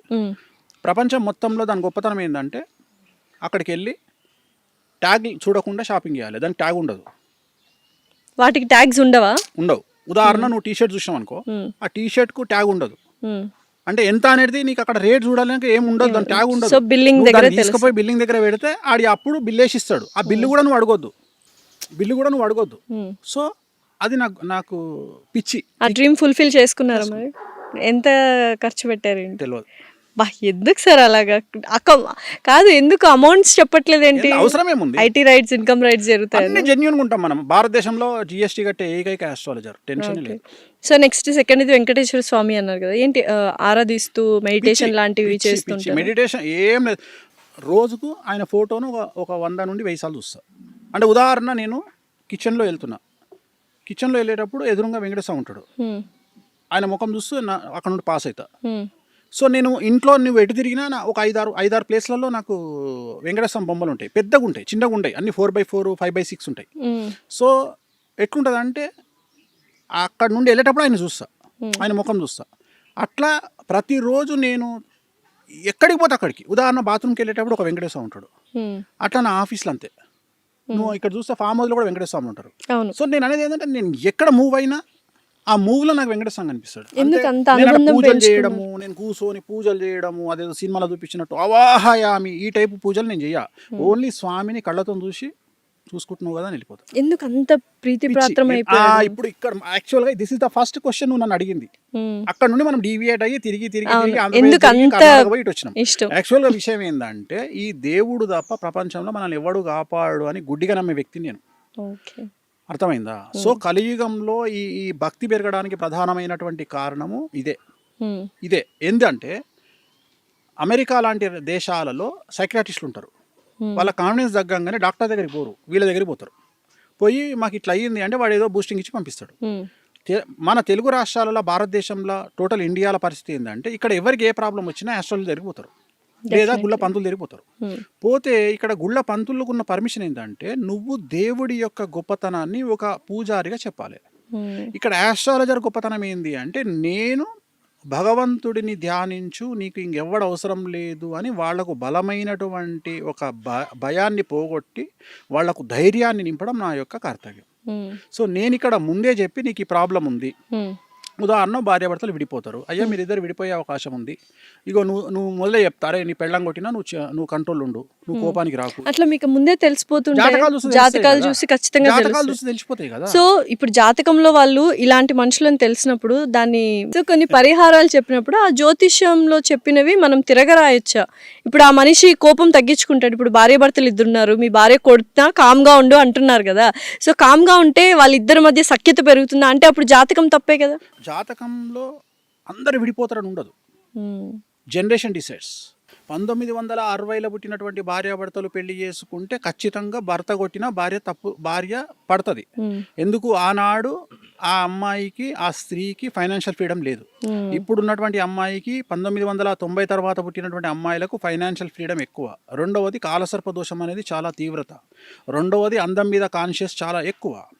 సో ఇంద్రుడిచ్చినటువంటి శాపం ఏంది అంటే ఎవరైతే అందమైన అమ్మాయిలు ఉంటారో వాళ్లకు కుటుంబ సౌఖ్యం ఉండదు అని ఆయన ఇచ్చినటువంటి శాపం. అందుకని నువ్వు తీసుకో, ఎవరైతే అందంగా ఉన్న అమ్మాయిలు ఉంటారో వాళ్ళ జీవితంలో భర్త అనేవాడు ఉండడు. రెండవది నువ్వు గమనించినట్లు ఎవరైతే ఆల్మోస్ట్ ఆల్ అందగత్తెలు ఉన్నారో వాళ్ళందరూ చూస్తే ఏజ్ గ్యాప్ ఉన్నటువంటి వాళ్ళని పెళ్లి చేసుకోవడమో లేదా సెకండ్ మ్యారేజ్గా వెళ్ళడమో జరిగింది. అందంగా ఉండడం తప్పైపోయిందా sir? Take any top heroine, definitely Sridevi గారు, సుస్మితా సేన్ గారు చెప్పదలుచుకోలే. ఇప్పుడు లేటెస్ట్ హీరోయిన్ కూడా ఇవాళ ఒక సినిమా రిలీజ్ అయింది. సో ఆమె కూడా. సో ప్రతి ఒక్కళ్ళు ఏజ్ వాళ్ళకంటే ఎక్కువగా ఉండే వాళ్ళని పెళ్లి చేసుకుంటారు. ఎందుకంటే ఎక్కువగా ఏజ్ లో పెద్దవాడైన వాడు తన భార్యను కూతురు చూసుకుంటాడు ప్రేమగా. అందుకని తెలివిగల అమ్మాయి ఏం చేస్తుంది అంటే అలా దగ్గర పోతుంది. ఎవరైతే తెలివి లేని మూర్ఖపురాలు ఉంటుందో ఆ అమ్మాయి ఏం చేస్తుంది అంటే నాకు మంచి అందమైనటువంటి వాడు కావాలి అనుకుంటే మనకు ఆల్రెడీ దుకాణం పెట్టడానికి ఇంకా 7 మంది అమ్మాయిలు రెడీగా ఉంటారు. సో తన్నుకొని వచ్చి వీళ్ళిద్దరు విడిపోతారు. అయితే ఇప్పుడు అందమైన అమ్మాయి అందంగా ఉన్న హస్బెండ్ చేసుకోవద్దంట. నేను అనేది ఆల్రెడీ ఖాళీగా లేడు కదా అని చెప్తున్నా. ఓకే, నేను అనే పాయింట్ ఏంటంటే ఇక్కడ ఇంకోలాగా చెప్పొచ్చు, అందానికి ఇంపార్టెన్స్ ఇవ్వకుండా వాళ్ళ మనసుకు జాతక- నచ్చిన అది ఎవడిస్తాడు? ఇప్పుడు ఫస్ట్ పైసలుగా మగోనికి చూడమ్మా, మగోనికి అందం కావాలి, ఆడదానికి డబ్బు కావాలి. అట్లా ఏం లేదు సార్. చెప్పేది. ఉంటారు అమ్మాయిల్లో అబ్బాయిల్లో మనసు చూసి ప్రేమించే వాళ్ళు కూడా సో ఉంటారు. ఇక్కడ నువ్వేం చేస్తున్నావు అంటే ఇక్కడ మనకు వ్యక్తిగా మనకు సెట్ అవుతారా, మనం కంఫర్ట్ ఫీల్ అవుతామా అనే వాళ్ళు అమ్మాయిలు అబ్బాయిలు కూడా ఉంటారు. మనం ఎప్పుడే కానీ ఆడవాళ్ళ జాతకంలో ఉన్న దోషాన్ని బట్టి, నాకున్న అవగాహనను బట్టి ఏంటంటే ఎప్పుడే కానీ ఆడవాళ్ళు ఫస్ట్ అటెంప్ట్ లో సక్సెస్ కారు. అంటే ఇప్పుడు పెళ్లి చేసుకోవాలి, ఇప్పుడు నువ్వు డైలాగులు చెప్పినావు, ఈ డైలాగులు ఫస్ట్ అటెంప్ట్ పనికిరావు. అర్థమైందా? డెఫినెట్లీ అవ్వదు. నన్ను చెప్తా తల్లి, పొద్దుగా లేస్తే చూసి ఇవన్నీ కలర్ వేసిన తల్లి, నువ్వు ఆయన కొంపదీసి నల్లెంటికి అనుకున్నావు. లేదులేండి సార్, నేను ఇందాక వచ్చినప్పుడే అడిగేయండి మొత్తం. సో ఇక్కడ విషయం ఏంటంటే తల్లి, ఫస్ట్ అటెంప్ట్ లో ఏ అమ్మాయి సక్సెస్ కాదు. ఎందుకంటే అమ్మాయి గొప్పతనం ఏంటంటే, కలియుగంలో అమ్మాయి గొప్పతనం ఏంటంటే, ఇంద్రుడిచ్చిన శాపం వల్ల గంజాయి మొక్కను పెట్టి 100 తులసి మొక్కలు పెట్టి ఒక గంజాయి మొక్కను పెడితే ఈ అమ్మాయి 100 తులసి మొక్కలను చేయితో చింపుకుంటూ వెళ్ళిపోయి గంజాయి మొక్కను అట్లా లేపుతుంది, పైకి లేపి నెత్తిన పెట్టుకొని వస్తుంది. అమ్మాయిలు రెడ్ ఫ్లాగ్స్ ని తీసుకుంటారు. దొంగనా కొడుకులను, నాట్ రెడ్ ఫ్లాగ్స్, దొంగనా కొడుకులను. సో నేను ఇప్పుడు నాకు తెలిసిన ఒక క్లయింట్ ఉంది, ఆ క్లయింట్ నా దగ్గరకు వచ్చింది. నా దగ్గరకు వచ్చి, గురువు గారు నేను వీని పెళ్లి చేసుకుంటా అన్నది. అంటే నేనేం చెప్పిన అంటే, అమ్మ తెలుగు రాష్ట్రాలలో లిస్టు తీస్తే, దొంగనా కొడుకుల లిస్టు తీస్తే ఆడు నెంబర్ 1 ఉంటాడు అని వేసుకోకు అని చెప్పిన, వాడిని చేసుకోకు అని చెప్పిన. ఇది జాతకం గురించి కాదు తల్లి, ఇది నేను జాతకాలు చూసి చెప్తాను. అంటే అమ్మాయి నా దగ్గరికి జాతకం చూడడానికి వస్తానని చెప్పి ఆ అమ్మాయికి దండం పెట్టి, తల్లి జాతకం పక్కకు పెట్టు, ఆడు దొంగనా కొడుకు వాడిని పెళ్లి చేసుకోకు అని చెప్పిన. వాడు అదేదో సినిమాల నాకు ఆ కూల్ డ్రింకే కావాలి అనే టైప్లో వాడినే చేసుకుంది. వాడు ఏం చేసిండు, వేణుస్వామి మాట కూడా తప్పయ్యేటట్టుగా ఈ అమ్మాయికి పరిచయమైన 15 రోజులకు ఒక 20 లక్షల కారు గిఫ్ట్ ఇచ్చిండు. ఇది వేణుస్వామిని కాదు, వెంకటేశ్వర స్వామి కూడా పక్కకు పోమన్నది. ఎందుకంటే ఆ కారు గిఫ్ట్ ఇవ్వగానే వీడికి 100 కోటీశ్వరుడు అనుకున్నది. అయిపోయింది, పెళ్లి చేసుకుంది. వాడేం చేసిండు, 6 నెలల తర్వాత ఈ అమ్మాయిని పెళ్లి చేసుకుండు. ఈ అమ్మాయి పేరు మీద 2 కోట్ల రూపాయలు అప్పు తీసుకున్నాడు. ఈ పిల్ల పేరు మీదనే అప్పు తీసుకున్నాడు. ఈ పిల్ల ఇల్లు ముంచిండు, ఈ పిల్ల పైసలు ముంచిండు. అమ్మాయి సెలబ్రిటీనే కదా, అన్ని బిస్కెట్ చేసిండు. బిస్కెట్ చేసినాక ఈ అమ్మాయి ఏమైపోయా, అయ్యో హలో లక్ష్మణ అని కూర్చుంది. అమ్మాయి సెలబ్రిటీనే కదా తెలియదు నాకు. అయిపోయినాక ఇంకా డివోర్స్ కూడా కాలే, ఆడు ఇంకో సెలబ్రిటీతో దుకాణం పెట్టిండు. నేను అనే పాయింట్ ఏంటంటే, ఇక్కడ మంచి చెడు అనేది యు కాంట్ డిసైడ్. నువ్వు ఒక వ్యక్తి మంచోడా చెడ్డోడా అనేది నువ్వు డిసైడ్ చెయ్యలేవు. సో నేను అనేది జాతకాల పరంగా వీ కెన్ డిసైడ్. జాతకాలు చూసి వీళ్ళిద్దరు కలిసినాయా కలవలేదా, వీళ్ళు విడిపోతారా, జాతకాలు చూసిన తర్వాత కూడా గొడవపడి విడిపోతున్నారు కదా. నువ్వు అనుకుంటున్నావు జాతకాలు చూసిరు అని యూ కాంట్ డిసైడ్. గణాలు చూసి ఇన్ని గణాలు గొప్పగా గణాలు అనేది తప్పు. ఎందుకంటే 8 ఈక్వేషన్స్ లా ఒక్క ఈక్వేషన్ గణాలు, ఇంకా 7 ఈక్వేషన్స్ ఉన్నాయి. సో నువ్వు గణాలు అనే మాట తప్పు, అసలు జాతకాలే కాదు అది. గణాలు అనేది జాతకమే కాదు, జాతకాలు చూసి అనకు దానికి. ఇక కొంతమంది మేధావులు పేర్లు మార్చి పెళ్లి చేస్తారు, నీకు తెలుసు అనుకుంటా. అమ్మాయి పేరు మార్చేస్తారు అమ్మాయి. మరి ఇప్పుడు నేను రేవంత్ రెడ్డి అని పెట్టి కూడా సీఎం అవుతానా? సో నేను అనేది ఇది ఇట్లా పంతులకు చేతగాక, జ్యోతిష్యులకు చేతగాక, అంటే టైం స్పెండ్ చేయలేక జనాలు ఏమంటారు, జాతకాలు చూసుకొని పెళ్లి చేసుకున్నాక డివోర్స్ ఎందుకైనాయా అంటే, అరే నువ్వు జాతకం కరెక్ట్గా చూసుకోరయ్యా. గణాలు ఒకటే కాదు, యోని ఉంటుంది, వర్ణ దోషం ఉంటుంది, యోని దోషం ఉంటుంది, ఏకనాడి దోషం ఉంటుంది, షష్టాష్టక దోషాలు ఉంటాయి, చాలా ఉన్నాయి సార్. సో 8 రకాల దోషాలు ఉంటాయి. సో అందరికి వేణుస్వామి గారు అవైలబుల్ గా ఉండరు కదా, మరి మీరు అన్నట్టు పూజారులు గణాలు చూసి ఏవో మంత్రంగా చేసేసుకుంటారు. నువ్వు అడగాలి కదా. ఇప్పుడు నా దగ్గరికి, ఇప్పుడు ఉదాహరణ, నా దగ్గరికి ఒక అమ్మాయి వచ్చింది. అమ్మాయి వచ్చి అబ్బాయి జాతకాన్ని చూపించి, స్వామి మా ఊర్లో నేను పంతులకు చూపించుకున్నా, ఈ జాతకం చాలా బాగుంది అన్నాడు మా పంతులు అనగా, నేనేమంటున్నా అంటే, ఇవాళ రేపు మీకు ChatGPT వచ్చింది, మీరు అడగండి ChatGPTని. 7వ స్థానములో, లగ్నాత్ 7వ స్థానములో ఏ గ్రహం ఉంటే పెళ్లికి వనికిరాడు, పిల్లగాడైనా సరే పిల్ల అయినా సరే మీరే అడగండి రా. ChatGPTలో జాతకాలు చెప్పించేసుకోవచ్చు, మనకి చెప్పుకోవచ్చు, బేసిక్ ఇన్ఫర్మేషన్. నేనేమంటా, ఇదే ప్రశ్న పంతులుగా అన్నాడు, వాడు ఆన్సర్ చెప్పాలి నీకు కరెక్ట్ గా. ChatGPT చెప్పిన ఆన్సర్ చెప్పాలి, అప్పుడు నమ్ము. మంచి పాయింట్ చెప్పారు. నేను ఏమంటున్నా అంటే, వేణుస్వామి కూడా లప్పుడుగాడు బై నమ్మకు. వేణుస్వామి గురించి టీవీ ఛానల్ వచ్చినాయే నమ్ము, లంగా దొంగ లఫంగా, రైట్ ఒప్పుకుంటా, నమ్మకు. ఫస్ట్ ChatGPT ఓపెన్ చేయి. ChatGPT ఓపెన్ చేసి 7వ స్థానంలో కేతు ఉన్నాడు, మరి ఏంది పరిస్థితి? ఇప్పుడు వైదవ్యం అంటాం. ఒక అమ్మాయికి పెళ్లి చేసుకున్నాక భర్త చనిపోతాడు, అట్లనే ఒక అబ్బాయికి పెళ్లి అయినాక భార్య చనిపోతుంది. అది ChatGPT చెప్తుంది నీకు. నువ్వు అడిగితే చెప్తుంది. నువ్వు 7వ స్థానంలో ఉంటే పంతులు గాడి చెప్పలే నీకు. నువ్వు చక్కగా తీసుకుపోయాను ముందర పెట్టి ఆ 7వ స్థానంలోకి కేతు ఉన్నాడు ఎట్లా చేసుకోవాలి పంతులు అని అడగంగానే చెల్లా చెమటలు వస్తాయి పంతులకు. ఎందుకంటే సబ్జెక్ట్ పంతులు తెలియదు కాబట్టి నాకు తెలియదు తల్లి అంటాడు. ప్రతి ఒక్కలా వేణుస్వామి గారిని అప్రోచ్ కాలేరు కాబట్టి చాట్ జీపీటీ బేసిక్ గా వాడమంటున్నాను. క్లియర్గా చెప్తున్నాను. నేను చాట్ జీపీటీని అడగండి. నేను అనేది ఏంటంటే చాట్ జీపీటీ మనుషుల కంటే చాట్ జీపీటీ గొప్పది కాదు. త్వరలో చాట్ జీపీటీ అంతమవుతుంది, ఏఐ కూడా అంతమవుతుంది. ఏఐ అనేది మనుషులకు పోటీ రాదు జాతకరీత్యా. ఏంటి సార్ ఫ్యూచర్ అంతా ఏఐ అంటున్నారు? Waste AI artificial intelligence future అంతా అంటున్నారు. వేణుస్వామి చెప్పిండు, అండర్లైన్ రాసుకోండి. ఏమని? ఏఐ పోతుంది. ఎప్పుడు, ఎన్ని ఇయర్స్ కి పోతుంది? 2032 వరకు ఏఐ మీద జనాలకు ఇంట్రెస్ట్ పోతుంది. తర్వాత మళ్ళీ ఏమైంది? మనుగడ ఏమైంది? ఏఐ ఉండదు. ఏఐ నంబర్ కంప్యూటర్ సిస్టమ్ ఇవే నడుస్తాయి కానీ ఏఐ అనేది పెద్ద పీక్ పడగొట్టేది ఏం కాదు. అంటే మనిషి నాలెడ్జ్ ముందర ఏఐ నథింగ్. అంతే అంటారు. ఎందుకమ్మా 2+2 4 అని చెప్పడానికి ఏఐ ఎందుకు? మనిషి లేడా? నేను అది గొప్ప విషయం కాదు. మనకు మానవ మేధస్సు కంటే గొప్పది చెప్పాలి. ఆల్రెడీ నువ్వు ఏదైతే డేటా లోపలికి ఎక్కించినావో అది ఏఐ చెప్తుంది. కానీ రోజుకు మనము ప్రతి సిచ్యుయేషన్ డిఫరెంట్ గా ఉంటుంది తల్లి. ప్రతిరోజు డిఫరెంట్గా ఉంటుంది. సో నువ్వు అంచనా వేయలేవు. జనాలు చేసే మోసాన్ని యూ కాంట్ ప్రిడిక్ట్. నువ్వు అంచనా వేయలేవు మోసాలని కానీ అభివృద్ధిని కానీ రాకెట్లను కానీ.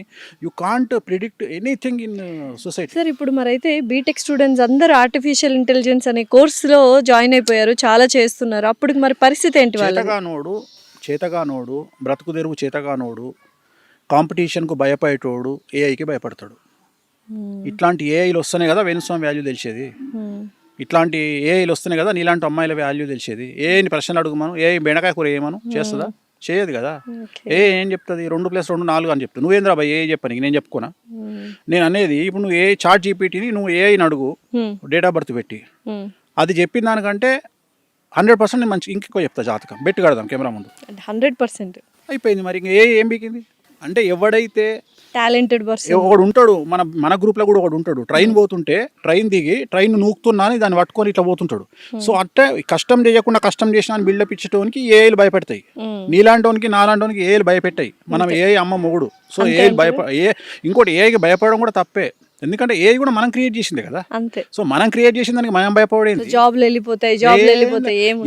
రీజన్ ఏంటంటే జాబులు వెళ్ళిపోవడానికి ఆర్థిక మాంద్యం రీజను. మనం ఏదైనా చక్కగా మాట్లాడుకోము. మన దగ్గర ఉన్న గొప్ప విషయం ఏంటంటే మనం నిజాయితీ మనం తప్పులను ఒప్పుకోము. ప్రస్తుతం ప్రపంచాన్ని ఆర్థిక మాంద్యం కుదేలు ఒక ఆట ఆడుకుంటుంది. భారతదేశంతో పాటు అమెరికా కూడా అతి కష్టమైనటువంటి పరిస్థితుల్లో ఉన్నది. ఆ విషయాలు మనం మాట్లాడకుండా అప్పులలో ఉన్నటువంటి కంపెనీలు, దివాలా తీసిన కంపెనీలు అన్ని పన్నులను తీసేస్తుంటే దానికి వాడు ఏ అనేటువంటి ఒక రూల్ చెప్పి మనల్ని తీసేస్తున్నాడు. Okay, definite. సార్ ఇప్పుడు ప్రపంచంలో అతిపెద్ద సమస్య ఏంటంటే డబ్బు సంపాదించడము. డబ్బు లేని వాళ్ళు అంటే ఏదైనా ప్రాబ్లం ఉంది అంటే అది డబ్బుతో ముడిపడి ఉంటుంది. సో వేణుస్వామి గారు డబ్బు ఎలా సంపాదిస్తారు, డబ్బు సంపాదించడం ఎలా అని అడిగితే ఏమంటారు? డబ్బు సంపాదించడం ఎలా అంటే ప్రపంచంలో 3 విషయాలు చాలా సింపుల్ విషయాలు. 1 డబ్బు సంపాదించడం, 2 అమ్మాయిని పడేయడం, 3 సెలబ్రిటీ స్టేటస్ అవ్వడం. ఈ 3 చాలా ఈజీనా? ఈజీ. ఈ 3 కోసం మొత్తం చెప్పని ప్రపంచంలో ఈ 3 ఈజీ. ప్రపంచంలో 3 కష్టం. 1 డబ్బు నిలుపుకోవడం, 2 పడేసిన అమ్మాయిని కాపాడుకోవడం, 3 సెలబ్రిటీ స్టేటస్ నిలబెట్టుకోవడం. డెఫినెట్లీ. ఓకే. సో ఇక్కడ సెలబ్రిటీ స్టేటస్ నిలబెట్టుకోవడము, ఇప్పుడు ఉదాహరణ అమ్మాయి పడే వరకు ఉన్న కసి పడ్డ తర్వాత ఉండదు. ఎఫర్ట్స్ ఉండవు తర్వాత. ఎస్. ఎందుకు అంటే ఆమె పొద్దున్న లేస్తే మన ఇంట్లోనే మన ముంగటనే బాత్రూమ్ కాడ బ్రష్ చేసుకుంటుంది రాత్రి ముఖం కడుక్కోకుండా. సో అంతకుముందు మనం గల్వనికి వచ్చినప్పుడు చాలా అందంగా తయారై వస్తుంది మేకప్ వేసుకొని. సో తర్వాత మనకు అందంగా అనిపించదు. చెప్తా నేను. సో తర్వాత అంతకుముందు ఆ అమ్మాయిని ప్రేమించేటప్పుడు ఈ అమ్మాయి పడితే చాలనుకుంటాడు మొగోడు. తర్వాత పెళ్లి కాగానే ఏమవుతుంది, నెలకు రెంట్ కట్టాలి, కార్ ఇన్స్టాల్మెంట్ కట్టాలి. సో వీడు ఈ పనులు ఉంటాడు. అమ్మాయికి ఏమనిపిస్తుంది అంటే ఇంతకుముందు టైం అంతా నాకు ఇచ్చేటోడు ఇప్పుడు నాకు ఇస్తలేడు. సో వాన్ సావేంది, పైసలు సంపాదించి బాధ్యతల వల్ల వాడు నానా రకాల సంకలు నాకాల్సి వస్తుంది. ఈ అమ్మాయి ఏమనుకుంటుంది, నాతో మాట్లాడతలేడు అనుకుంటుంది. రెండోది అమ్మాయి మెంటాలిటీ ఎట్లుంటుంది అంటే నువ్వు 10 కిలోల బంగారం నెక్లెస్ మెడలేసినావా, రాత్రి 8 గంటలకు అన్నం తినలేదు అని అడగకపోతే ఈ 10 తులాల బంగారం మీకినట్టే. అంతే కదా.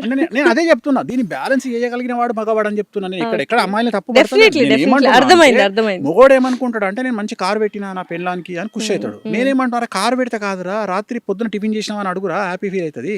ఇంకోటి 5 తులాల బంగారు నక్లెస్ తెచ్చి గిఫ్ట్ పడేసిన అనుకో, అరే దానివల్ల సాటిస్ఫై కాదురా, గంట సేపే ఉంటుందిరా, మళ్ళీ రాత్రి నువ్వు ఏం తిన్నావా అని అడగకపోతే మళ్ళీ మొదటికి వస్తారా లొల్లి. సో అందుకని నువ్వు అన్ని బ్యాలెన్స్ చేయి. ఇక్కడ అమ్మాయికి కావాల్సిన, భార్యకి కావాల్సినటువంటి ఫుడ్ ఇయ్యి, కేరింగ్ ఇయ్యి, సో ఫ్రీడమ్ ఇయ్యి, అన్నీ ఇస్తేనే ఒక అమ్మాయి నీకు ప్రేమతో అణిగిమణిగి ఉంటుంది. నిజమైన మొగోడు తలుచుకుంటే పెళ్ళాన్ని ఎవ్వనంటే వాడిని పెళ్ళాంతో మర్డర్ చేయించవచ్చు. నిజమైన హస్బెండ్ కరెక్ట్గా భార్యను హ్యాండిల్ చేస్తే ఆ భార్యకు కత్తిచ్చి వాడిని చంపే అంటే చంపేస్తుంది. కానీ అది చేతగాని కొడుకులు, వీళ్ళకి ఏదో ఎక్స్క్యూజెస్ చెప్పుకోగలిగిన వాళ్ళు సరిగ్గా అమ్మాయిని చూసుకోరు. నేను అనేది ప్రయారిటీ ముఖ్యం రా. నీ జాతకం, నీ జీవితంలో నీ ఫస్ట్ ప్రయారిటీ నీ పెండ్లం, నీ సెకండ్ ప్రయారిటీ నీ పిల్లలు, బస్ అంతే. ఇంక వదిలేసి ఇంక తల్లి తండ్రి వీళ్ళ మీద బాధ్యత చూపి. నీ తల్లి తండ్రి ఉన్నారు, నీ తల్లిదండ్రికి బాధ్యత.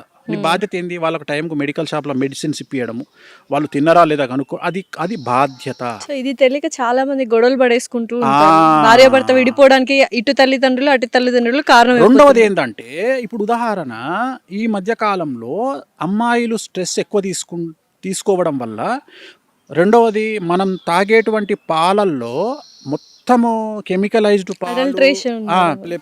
దానివల్ల అమ్మాయిలు త్వరగా పీసీఓడీలు వస్తున్నాయి. సో పీసీఓడి అనగానే పీసీఓడి ఒకటే కాదు, హార్మోనల్ ఇన్బ్యాలెన్స్. సో ఆల్మోస్ట్ 100 మంది అమ్మాయిలను తీసుకుంటే 90 మంది అమ్మాయిలకు మూతి మీద మీసాలు వస్తున్నాయి. సో ఎందుకు అంటే హార్మోనల్ ఇన్బ్యాలెన్స్. దీన్ని అర్థం చేసుకోగలిగిన శక్తి మగవాళ్ళ దగ్గర లేదు. ఇక్కడ విషయం ఏంటంటే, వాళ్ళను ఒక బాధితులుగా చూడాలి మనం, అమ్మాయిలను ఒక బాధితులుగా చూడాలి. బాధితులుగా చూసినప్పుడు అరే వీళ్ళు పీసీఓడి బారిన పడ్డరు, ఒక హార్మోనల్ ఇన్బ్యాలెన్స్లో పడ్డరు అంటే వాళ్ళు ఒక కన్సర్న్ కోరుకుంటున్నారు. అంటే వాళ్ళ బాడీలో వాళ్ళకి తెలియకుండా ఏవో ప్రకృతిపరమైన జరుగుతున్నాయి, కల్లోలం జరుగుతుంది. నేను అనేది, నువ్వు సునామీ అంటావు కదా, ఆ సునామీ సముద్రంలో పక్కకు పెట్టరా. నీ పెండ్లాంలో సునామీ వచ్చింది, నీ బిడ్డల సునామీ వచ్చింది, నీ చెల్లెల సునామీ వచ్చింది, అది గమనించు. ఆ సునామీని ఎట్లా హ్యాండిల్ చేస్తావు అనేది హ్యాండిల్ చేయి. ఆ సునామీని హ్యాండిల్ చేస్తే ప్రశాంతంగా ఉంటుందిరా. సముద్రం ఎంత ప్రశాంతంగా ఉంటుందో ఆడదంత ప్రశాంతంగా ఉంటుంది. అప్పుడు జీవితం చాలా ప్రశాంతంగా ఉంటుంది. ఇది ఎవడు ఎంతసేపు వాడు ఆ అమ్మాయి డేట్లో ఉన్నప్పుడు కూడా నాకు టీ అంటాడు పెళ్ళాన్ని. అరే అమ్మాయి డేట్లో ఉన్నప్పుడు 4 రోజులు పాతకాలంలో మనం సెలవిచ్చినాం, ఇప్పుడు ఇస్తలేం రా. ఆమె పొద్దున్న లేస్తే ఆమె తయారయ్యి, ఉదాహరణ ఒక జీన్స్ ప్యాంట్ వేసుకునే అమ్మాయి తను డేట్లో ఉన్నప్పుడు ఆ డ్రెస్ వేసుకొని బయటికి పోయి జాబ్ చేయాలి అంటే ఎంత డిస్కంఫర్ట్గా ఫీల్ అవుతుంది.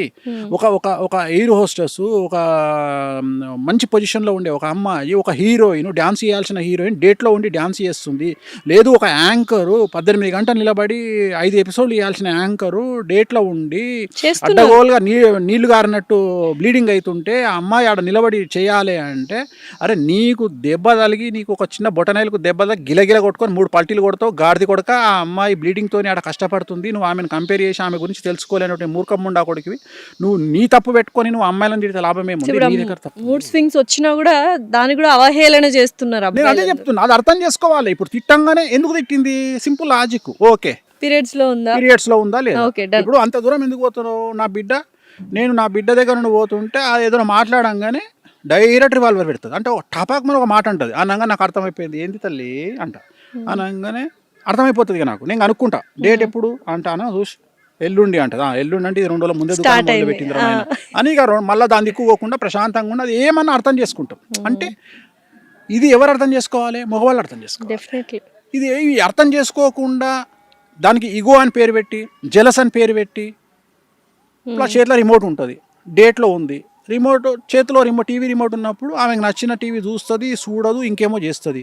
వీడేం చేస్తాడు, ఆమె చేతిలోకించి రిమోట్ గుంజుకొని వీడు పెద్ద పీకుడు కానీ లెక్క, లోకల్ ఎమ్మెల్యే లెక్క వీడు న్యూస్ పెట్టుకొని ఉంటాడు. ఏం బిక్తావు న్యూస్ చూసి? వీడు ఏం బిక్తాడు న్యూస్ చూసి? అసలు ఏం పని ఉంది? ఫోన్లో ఏమైనా చక్కగా న్యూస్ వస్తుందో అది కూడా వస్తుంది. నాకు రిమోట్ ఇవ్వవా అని గొడవ పెట్టుకుంటాడు. నేనేమంటున్నాను, అరే నీ అమ్మ 4 రోజులు ఆ రిమోట్ ఇడిచిపెట్టి ఏదైనా పోయి సావు రాదురా. ఆ రిమోట్ ఇడిచిపెట్టి ఆ 4 రోజులు నీ సెల్ ఫోన్ ఆన్ చేసుకో, నీ పని నువ్వు చేసుకో. సో నేను చెప్పేది చేసుకోండి. ఆ డేస్ లో కౌన్సిలింగ్ నేను నా జనాలకు, నాకు వ్యక్తిగతంగా కూర్చున్న వాళ్ళకు నేను ఇచ్చే కౌన్సిలింగ్ ఇప్పుడు కూడా చాలా మంది తెలుసుకుంటారు ఇది చూసి అంత. సో ఇది నేను అందుకని నేను ఏమంటా అంటే, ప్రయారిటీ. నీకు పెండ్లాం కోపమొద్దు, పెండ్లాం డేట్లో ఉంటే తిట్లొద్దు, కానీ మంత్లీ పెండ్లాం జీతం లెక్కించి మాత్రం నాకు 70,000 నేను ఇన్స్టాల్మెంట్ కట్టాలని. రోజు సేవలు, వంట వండాలి. మళ్ళీ నీకు ఇప్పుడు వీడేమో పీకుడు గాడు రోజు డ్యూటీకి వేస్తాడు, ఆమెనేమో పొద్దున్న లేచి పోరలను స్కూల్కి పంపించాలి, జాబులు చేయాలి. ఈ ప్రపంచం అతి కష్టమైన విషయం ఏంటంటే 100 మంది పెండ్లాలను మెయింటైన్ చేయొచ్చు, కానీ ఒక బిడ్డను కొడుకును మెయింటైన్ చేసడం అంత నరకం ఇంకోటి లేదు. ఎందుకంటే మనం వాళ్ళను పెంచే విధానం అంత సెన్సిటివ్ అయిపోయింది. అంటే మన చేతుల్లో లేకుండా అయిపోయింది. చిన్నప్పుడు నన్ను మా నాన్న కొడితే మా దగ్గర తెలంగాణలో చింత బరిగెలు అంటాం. అవును, చింత ఇరిగిపోయేవి బరిగెలతో అవి. కొడితే 10-15 ఇరిగిపోయినాయి. ఇరిగిపోయాయి. నా రికార్డ్ అది. రెండోది కోదండం అంటారు. కోదండం అంటే ఏంటి తెలుసా? కాళ్ళు పైకి కట్టి తలకాయ కిందికి వదిలేస్తారు. అలా చేసేవాళ్ళ 5 సార్లు వేసిర్రు. సార్ పేరు కూడా చెప్తున్నా, రవీందర్ రెడ్డి సార్. నా సార్ పేరు రవీందర్ రెడ్డి, మీ టీచర్. నా టీచర్. ఆయన నన్ను 3-4 సార్లు కోదండం వేసిండు. సో నేను అంత అనుభవించిన. ఇప్పుడు మన పిల్లవాడు వాడు మనము ఈ జనరేషన్ పిల్లలు నో అంటే యాక్సెప్ట్ చేస్తలేరు. వాళ్ళు నో అనే పదాన్ని వినడానికి ఇష్టపడరు. పేషెన్స్ కూడా లేదు. పేషెన్స్ కాదు, నో అంటే No ఆటోమేటిక్గా నో దగ్గర నన్ను వస్తాయి తల్లి. అవును, ఎప్పుడైతే నీకు నో అనే పదం ఇంట్రెస్ట్ లేదో అక్కడ నుండి అన్ని స్టార్ట్ అవుతాయి. వాడు నేను సైకిల్ కొంటా, నువ్వు నో అనలేవు.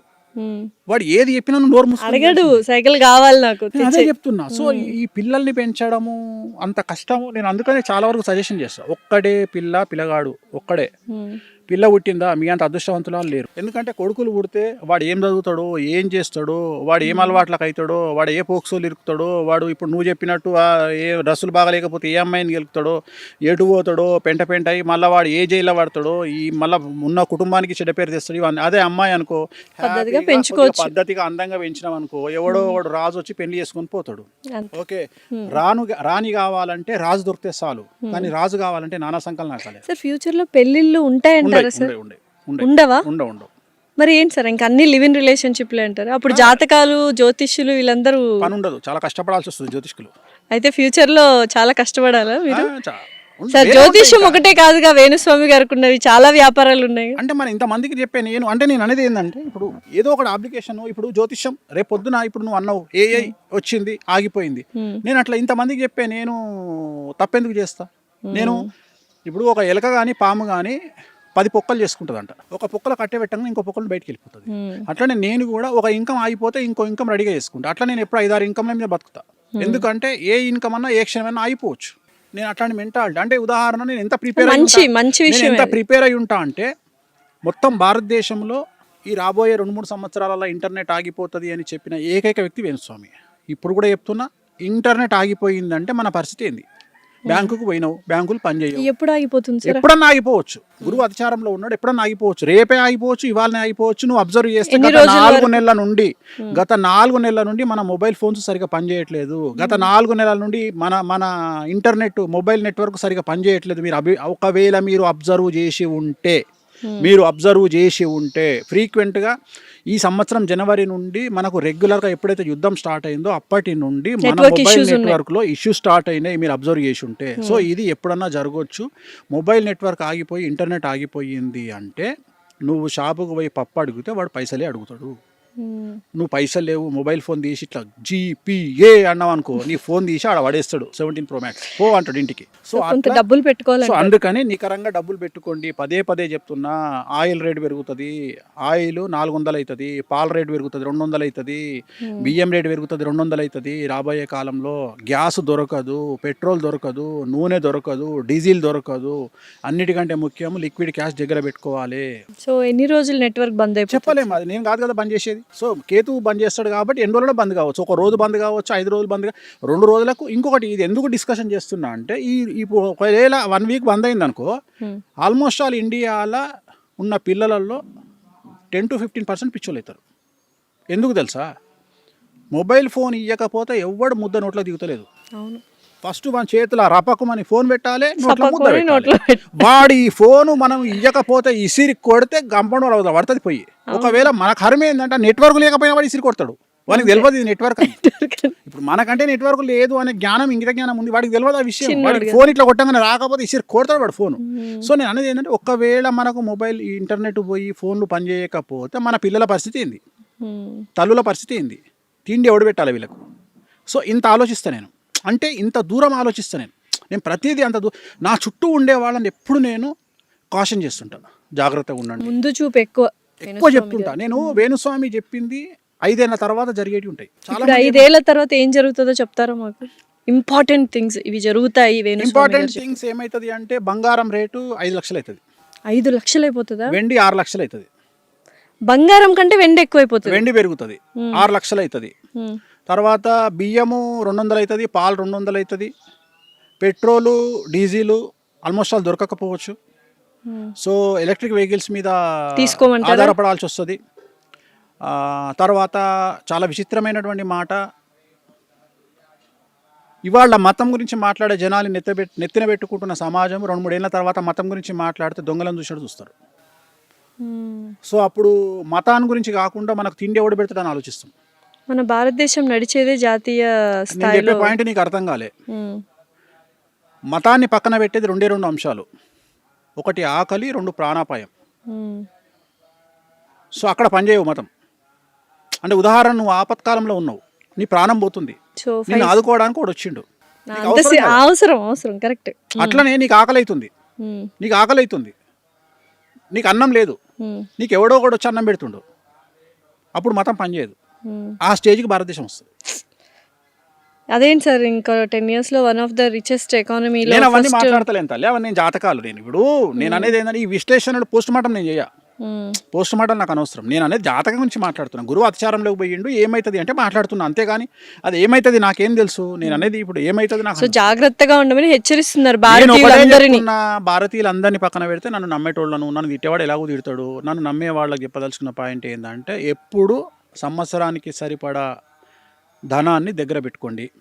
మీ దగ్గర యూపీఐలు ఉండనియండి, గూగుల్ పేలు ఉండనియండి, మీ అకౌంట్లలో 100 కోట్లు ఉండనియండి అనవసరము, 100 కోట్లు ఉండనియండి అనవసరము. మీ చేతిలో నికరాన్ని డబ్బును దగ్గర పెట్టుకోండి, లిక్విడ్ క్యాష్. ఖచ్చితంగా సంవత్సరానికి సరిపడా లిక్విడ్ క్యాష్ని దగ్గర పెట్టుకోండి. అలాగే సంవత్సరానికి సరిపడా నిత్యావసర వస్తువులను రెగ్యులర్గా మెయింటైన్ చేయండి. బియ్యము, పప్పులు, ఉప్పులు, నూనె, ఇవన్నీ రెగ్యులర్గా మెయింటైన్ చేయండి.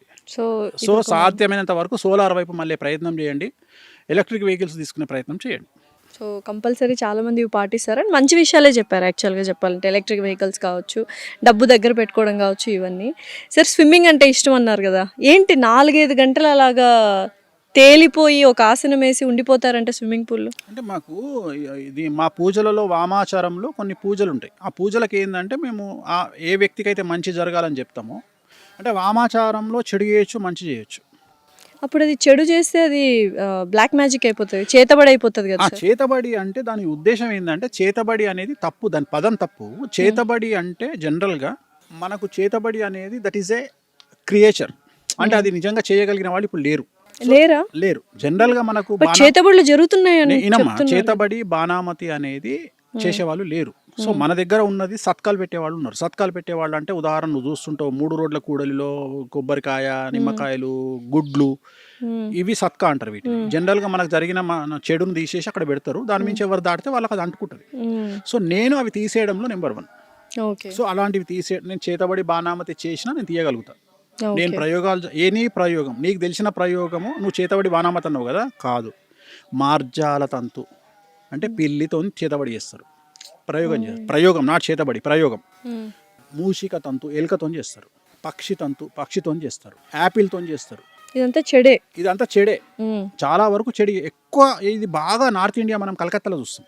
మందు పెట్టడం అంటుంటారు, మందు పెడతారు. జనరల్గా మందు పెట్టడం, నథింగ్ బట్ అది కొన్ని ప్రత్యేకమైన వస్తువులతో చేసి ఒక వ్యక్తిని మనం వశీకరణ చేసుకోవాలంటే కొన్ని సాంప్రదాయాల్లో చేస్తారు. అది ఉందా సార్, ఇప్పటికి రన్ అవుతుందా? మందు వికటిస్తున్నాం అది మనం దాన్ని మీరు చేస్తారా? మందు తీపిస్తా. అది నిజమేనా సార్? మందు పెడతారా సార్? పాలల్లో పెడతారు, బంగులో పెడతారు, మటన్లో పెడతారు, మటన్ లివర్లో పెడతారు. ఎందుకంటే లివర్ లాగా కనిపిస్తుంది. సో మటన్ లివర్లో పెడతారు జనరల్గా. సో అందుకనే మనం ఏమంటామంటే, చికెన్ తినండి కానీ బయట మటన్ తినకండి అని చెప్తాం చాలా మందికి. సో ఈ మధ్య కాలంలో ఇంట్లో వాళ్ళే చేస్తున్నారు అని వింటున్నాం. అది ఎట్లా ఇంట్లో వాళ్ళే చేస్తారు అనేది, మరి ఇంకా అదేలా తప్పించుకుని బయట తినడమే బెటర్ కదా. దానికి విరుగుడు తెలిసిపోతుంది, మనిషి బక్కగా అవుతాడు. వాళ్ళ గురించి మాట్లాడుతుంటే మనల్ని అపోజ్ చేస్తాడు. ఇప్పుడు ఆ వ్యక్తి గురించి తిట్టంగానే కొట్టడానికి వస్తాడు మీదికి. అంటే వాళ్ళని ఏమన్నా అంటే వాడు తట్టుకోలేడు, అంటే వశపరుచుకోవచ్చు ఎదుటి మనిషిని అంటారు. సో ఇలాంటివి వాడినప్పుడు కక్కించడము, మోషన్లో పోయేటట్టు చేయడం సహజం అవన్నీ. సో అది చేస్తాము. సో ప్రయోగాన్ని నివారణ చేయగలిగినవన్నీ నేను, ఎందుకంటే నా మా నాన్న నాకు నేర్పించింది ప్రయోగ నివారణ. నేను ఎక్కువ ప్రయోగ బాధ నివారణ చేస్తుంటాను. ఎంత పెద్ద ప్రయోగ నివారణ అంటే ఎవరైనా చెడు ప్రయోగాలు, ఇప్పుడు చేసినవి మ్యాజిక్ని తీసేయడం, బ్లాక్ మ్యాజిక్ని తీసేయడం నా ఫస్ట్ ప్రయారిటీ. సో దీంట్లో మా ప్రాణాలకు కూడా ముప్పు ఉంటుంది, మాకు కూడా సమస్యలు వస్తాయి. అయినా ఐ డోంట్ కేర్. నన్ను నమ్ముకున్న వాడికి ఏదైనా చేయాలనేటువంటి ఉద్దేశం. ఇది సెలబ్రిటీ సక్సెస్ అవ్వాలి అనుకున్న వాళ్ళకి ఇటువంటి ప్రయోగాల నుంచి విముక్తి కల్పిస్తూ ఉంటారు. చాలా చాలా యాక్చువల్గా సార్ మీ దగ్గర ఏంటి ఆ క్వశ్చన్ మీరు ఆన్సర్ చేయలేదు నాకు. సెలబ్రిటీలు అయ్యాక మీ దగ్గరకు వస్తున్నారా, మీ దగ్గరకు వచ్చాక వాళ్ళు సెలబ్రిటీలు అవుతున్నారు? సెలబ్రిటీలు అయినాక నా దగ్గరికి ఎందుకు వస్తారు? మనకు అవసరం కూడా లేదు. నా ఫోన్కి ఇసుక కానీ నేను నాతో వానికి పని ఏముంటుంది? చాలా మంది చెప్పుకోరు కూడా, ఇష్టపడరు. అవును చాలా మంది, కానీ కొన్ని చూసాం సార్ ఈ మధ్య పెద్ద పెద్ద వాళ్ళు చాలా బాగా సెటిల్ అయ్యారు. అంటే కాదు తల్లి, ఇట్లా నీకు తెలిసిన ఇప్పుడు సోషల్ మీడియాలను మెయిన్ స్ట్రీమ్ మీడియాలో నీకు తెలిసిన 3 ఉంటారు, అవును అట్లా 3000 మంది ఉంటారు బయట. నేను కూడా వస్తే నన్ను సెలబ్రిటీని చేస్తారు, నమ్మకం ఉండాలి అంతే సెలబ్రిటీ అంటారు. కదా, అంతేనా సార్? నువ్వు ఆల్రెడీ సెలబ్రిటీ కదా. అయిపోయాను సెలబ్రిటీ అంటే దాని అర్థం ఏంటంటే 10 మందికి తెలియడం, గుర్తింపే సెలబ్రిటీ. అంతే, జనాల యొక్క గుర్తింపే సెలబ్రిటీ. అంటే సెలబ్రిటీ నెక్స్ట్ లెవెల్ తీసుకెళ్ళడానికి కూడా మీ దగ్గరకు వస్తుంటారు. 100% వస్తారు. అంటే దానికి నీ కష్టం కూడా ఉంది. నేను ఏమంటా అంటే 88% మాత్రమే దైవికమైన శక్తి నీకు సహాయపడుతుంది, 12% నీ స్వయంకృతం ఉంటుంది. నీ 12% మనం కష్టపడాలి. కష్టపడితే చాలు, 88% దేవుడు చూసుకుంటాడు. అందుకనే దానికి ఒక సామెత ఉంది, గాలిలో దీపం పెట్టి దేవుడా అనొద్దంట, దేవుడా దీపం కాపాడు అనొద్దంట, ఈ 2 చేతులను అక్కడ పెట్టు అన్నాడు. నీ ప్రయత్నం 12%, 88% ఆయన గాలి కంట్రోల్ చేస్తాడు. సో ఇక్కడ కూడా అంతే, నువ్వు కంఫర్టబుల్ జోన్ దాటి బయటికి రావడమే, కష్టపడడమే నీ యొక్క ప్రయత్నం. మిగిలిందంతా దేవుడు చూసుకుంటాడు. నువ్వు కష్టపడకుండా నేను కంఫర్టబుల్ జోన్లు ఉంటా, నేను కొట్లాడా, నేను ఎవరితో పోను, నేను ఇంటి పక్కోడు తిడితే చెయ్యను అంటే, ఇంటి పక్కోడు తిడితే ఏడుస్తా, ఇంటి ముంగటోడు తిడితే ఏడుస్తా, నా గురించి ఎవడో ఫేస్బుక్లో కామెంట్ పెట్టంగానే ఏడుస్తా అంటే నువ్వు బయటికి రావు. నువ్వు పట్టించుకోవద్దు. నువ్వు ఏం ఆలోచన చేయాలి అంటే, నేను ఒకటే చెప్తా సమాజానికి, ఆర్టీసీ బస్సులో కూర్చొని ఏడవడం కంటే BMW కార్లో కూర్చొని ఏడవడం గొప్పది అని నమ్మేటువంటి వ్యక్తి వేణుస్వామి. సో మీరు ఏడవండి, కానీ BMW లో కూర్చొని ఏడవండి, బెంజ్ కార్లో కూర్చొని ఏడవండి, నేను యాక్సెప్ట్ చేస్తా, సంతోషపడతా. కానీ ఆర్టీసీ బస్సులను 2-వీలర్ మీదనో కూర్చొని ఏడవకండి. ఆ ఏడ్చేది ఏదో పెద్ద కార్లో కూర్చొని లగ్జరీ కార్లో కూర్చొని ఏడవండి అని చెప్తున్నాను. సో ఇందాక వామాచారం స్విమ్మింగ్ ది ఏదో పరిహారం, అదే వామాచారం ఏంటంటే పరిహారం. ఇప్పుడు ఒక్కొక్కళ్ళకి సంబంధించి కొన్ని మనం మాట్లాడుకునేటప్పుడు ఏంటంటే వాళ్ళకి సంబంధించిన పూజలు ఉంటాయి. ఆ పూజలు చేసినప్పుడు మనం కొన్నిసార్లు ధ్యానం చేయాల్సి వస్తుంది. ఆ వ్యక్తికి సంబంధించి వాటర్ లో ధ్యానం మీద పడుకొని ఆ వ్యక్తికి సంబంధించి పలాంది మంచి కోసం ఆ పూజ చేస్తున్నాడు, అది జరగాలి ఆయనకు అని చెప్పేసి ఆ బాధ్యత తీసుకున్న వ్యక్తిగా నేను ఆ నీళ్ళ మీద ఫ్లోట్ అవుతూ ఒక మంత్ర జపం ఉంటుంది. ఇప్పుడు కామాఖ్య బాగాలముఖి అమ్మవారు ఉంది, ఆ బాగాలముఖి సంబంధించి ఓం శ్రీ బాలముఖి సరదుష్టానం వాచముఖం పదం సంభేజిక్వాంకిలే బుద్ధి వినాశహీం ఓం స్వాహ అంటే ఆ వ్యక్తి ఏం జరగాలి. ఆ వ్యక్తి ఇప్పుడు ఉదాహరణ నీ శత్రువు ఉన్నాడు, నీ శత్రువు అంటే నీకు ఎన్ని రకాల శత్రువులు ఉంటారు? చాలామంది శత్రువులు ఉంటారు. ఈ శత్రువులు అనేది నార్మల్ శత్రువులు వేరే, మనల్ని టార్చర్ పెట్టే శత్రువులు వేరే. మనల్ని టార్చర్ పెట్టే శత్రువుల కోసమే మనం ప్రయోగం చేస్తాం, మనం పూజలు చేస్తాం. మనం టార్చర్ పెట్టే, ఇప్పుడు ఉదాహరణ నీ ల్యాండ్కి అబ్జర్వ్ చేసినప్పుడు కూడా నీకు శత్రువే అన్న, నువ్వు గెలవాలని పూజ చేస్తాం. అర్థమైంది కదా? అట్లనే నిన్ను ఒకడు నీకు బాగా నరకంగా చూపిస్తున్నాడు. కొంతమంది ఉదాహరణ డివోర్స్ కావాలనుకునే భార్యకు భర్త శత్రువు, అంతే. అర్థమైందా? సో శత్రువు అనేటువంటి ఒక నిర్దిష్టమైన పద ప్రమాణం ఏం లేదు. సో శత్రువు మారుతూ ఉంటాడు. సో యాచక శత్రువు, బిచ్చగానికి బిచ్చగాడు శత్రువు అట. అట్లా ఏ వృత్తిలో ఉండేవాళ్ళు ఆ వృత్తిలో శత్రువులు. ఉదాహరణ బాలీవుడ్ తీసుకుంటే ప్రతి heroine almost all 90% black magic బాలీవుడ్లో జరుగుతుంది. సో నేను ఎక్కువగా రెమెడీ చేసేది బాలీవుడ్కి చేస్తాను. ఎందుకంటే బాలీవుడ్లో అసలు ఆల్మోస్ట్ ఆల్ 90% హీరోయిన్లు బ్లాక్ మ్యాజిక్ చేస్తారు. హీరోయిన్లు చేస్తారా? హీరోయిన్లకి చేస్తారు, హీరోయిన్లు అపోజిట్ హీరోయిన్లకి చేస్తారు. ఒక హీరోయిన్ ఏం చేస్తుంది అంటే ఆ హీరోయిన్ ఎదగకుండా బ్లాక్ మ్యాజిక్ చేస్తుంది. సిరీస్లే వచ్చినాయి కదా, రాజ్ 1, 2, 3 అవును, మొత్తం వాటి మీద లాస్ట్ నీళ్ళతో ప్రయోగం చేస్తారు, ఒక నీటితో ప్రయోగం చేస్తారు. సో నేను అనేది అదే చెప్తున్నా. సో బాలీవుడ్లో మొత్తం బ్లాక్ మ్యాజిక్ ఎక్కువ ఉంటుంది, విపరీతమైన బ్లాక్ మ్యాజిక్ ఉంటుంది బాలీవుడ్లో, అసలు భయంకరంగా ఉంటుంది. సో అక్కడ బ్లాక్ మ్యాజిక్ చేయించుకున్న వాళ్ళందరూ నా దగ్గరకు వస్తారు తీయించుకోవడానికి. చాలా వరకు ఏమనుకుంటారంటే వేణుస్వామి తెలుగు స్టేట్స్, నేను ఎక్కువ తెలుగు స్టేట్స్ కంటే సెలబ్రిటీలు నా దగ్గరకు వచ్చేది కర్ణాటక, తమిళనాడు, ఉత్తరప్రదేశ్ అండ్ బాంబే. సో ఇతర రాష్ట్రాల నుండి ఎక్కువగా నా దగ్గరకు వచ్చేవాళ్ళు నా దగ్గర చాలా ఎక్కువ వస్తారు.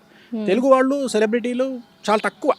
అంటే సెలబ్రిటీలో కొంతమంది భయం ఏముంటుంది అంటే, కొంతమంది చేసే అడావిడి వల్ల వేణుస్వామి దగ్గరికి పోతే మనల్ని ఎవరైనా చూస్తాడేమో, అంటే రాంగ్ రెప్యుటేషన్ వచ్చేసింది అని భయపడుతుంటారా, బాధపడుతుంటారా ఎప్పుడైనా? అలా ఏముండదు. ఏం లేదమ్మా, నేను అసలు అదే చెప్తున్నా, నేను పట్టించుకోనవన్నీ.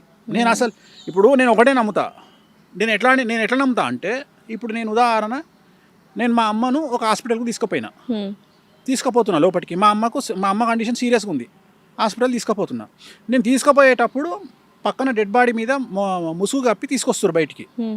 ఇప్పుడు ఈ హాస్పిటల్లో ఒక పేషెంట్ చచ్చిపోయింది కాబట్టి మా అమ్మ కూడా చచ్చిపోతుంది, వీడు వేస్ట్ కాడు ఈ హాస్పిటల్ వాడు అని నేను వెనక్కి రావాలన్నా లోపలికి పోవాలన్నా? లోపలికే వెళ్ళాలి, దేవుడు హాస్పిటల్ నమ్ముకొని. తలకాయనోడు ఏం చేస్తాడు? లోపలికే పోతాడు. పోతాడు. సపోజ్ అట్లా కాకుండా బయటికే తీసుకుపోయాను అనుకో తల్లిని, చచ్చిపోతుంది కదా.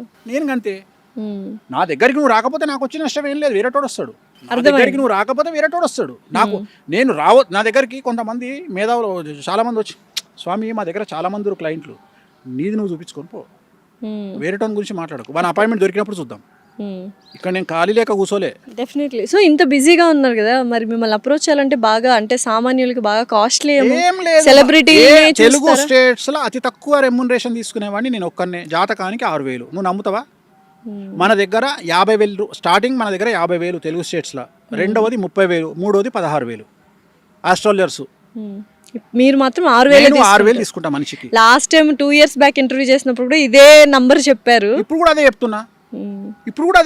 ఎంతో కాల్స్ కూడా వచ్చాయి, నేను చెప్పించుకోవాలి, నంబర్ వేసి ఉంటాం కదా ఫర్ లాసారెడ్డి ఇంటర్వ్యూస్. ఇప్పుడు కూడా నీకు అదే చెప్తున్నా, నేను 6,000 రూపాయలు తీసుకుంటా, మీరు చెక్ చేసుకోండి.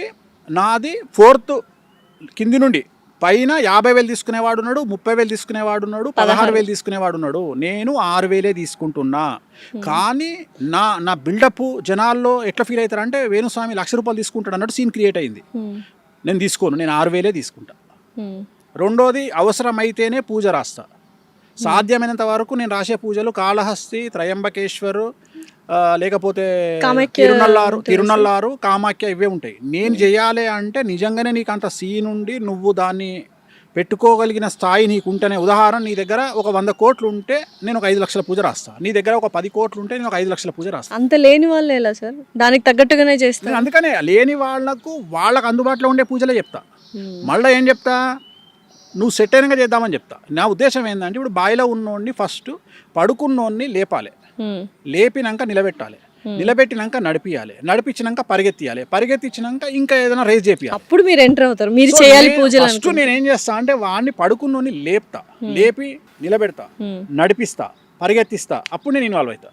నా మెంటాలిటీ ఇది. డైరెక్ట్గా పడుకున్నోని నువ్వు ఉరుకురా అని చెప్పా. సో ఫస్ట్ వాడిని సన్నద్ధం చేయాలి, వాడిని అందుకనే సన్నద్ధం చేస్తే వాడు ముందరకు వస్తాడు. అంతేగాని డైరెక్ట్గా వానికి ఆ మాట చెప్పినామనుకో వాడు కుంగిపోతాడు అంతే. సో అందుకని నేను చెప్పే నువ్వు అర్థం. ఇంకోటి ఏంటంటే, ఎందుకు ఇంత నెగిటివ్గా మాట్లాడతా అంటే, నేను ఎక్కువ నెగిటివ్ గురించి మాట్లాడతా.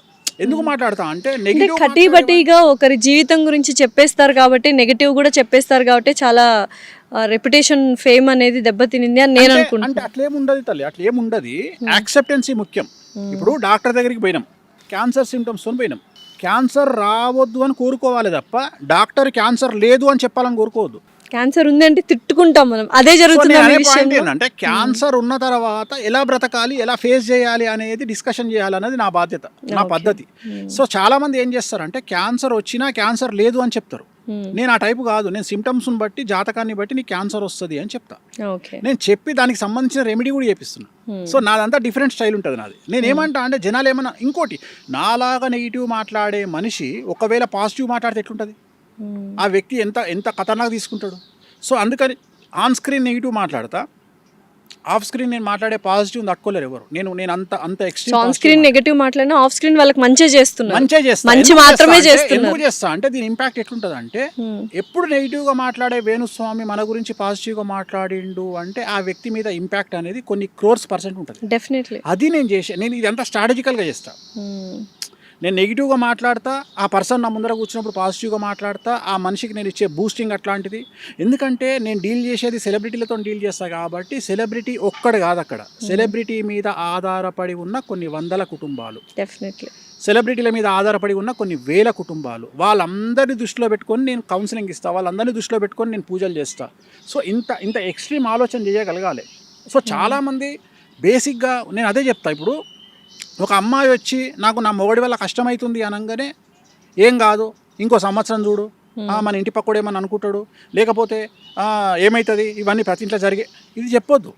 ఫస్ట్ ఆ అమ్మాయిలోకి పరకాయ ప్రవేశం చెయ్యి. ఫస్ట్ ఆ అమ్మాయి ఏం కష్టం అనుభవిస్తుందో చూసి ఇది సాల్వ్ అవుతుందా కాదా. సాల్వ్ అయితే 10 ఏళ్ళు ఆపు, సాల్వ్ కాదు 10 నిమిషాల ఖతం చెయ్యి. నా మెంటాలిటీ అది. సాల్వ్ అవుతుంది అనుకో నేను చెప్తా, అమ్మ నీ మొగుడు మారుతాడు, వెయిట్ చేయి, 5 ఏళ్ళు వెయిట్ చేయి, 5 ఏళ్ళ తర్వాత నీకు స్వర్గమే. నీ మొగడు మారడు, డివోర్స్ తీసుకో. ఎందుకు తీసుకో? Next. నీ ఏజ్ పోతుంది, అంతే. తీసుకో. తన అలా భవిష్యత్తు కొడుకుంటూ బిడ్డ కోసం. ఉంటే ఏమవుతుందమ్మా? కొడుకుంటే బిడ్డ ఉంటే ఒక్క నెలనే నీకు డిస్కంఫర్ట్ ఉంటుంది లైఫ్లో, మళ్ళీ నెల తర్వాత ఆటోమేటిక్గా మారిపోతావు.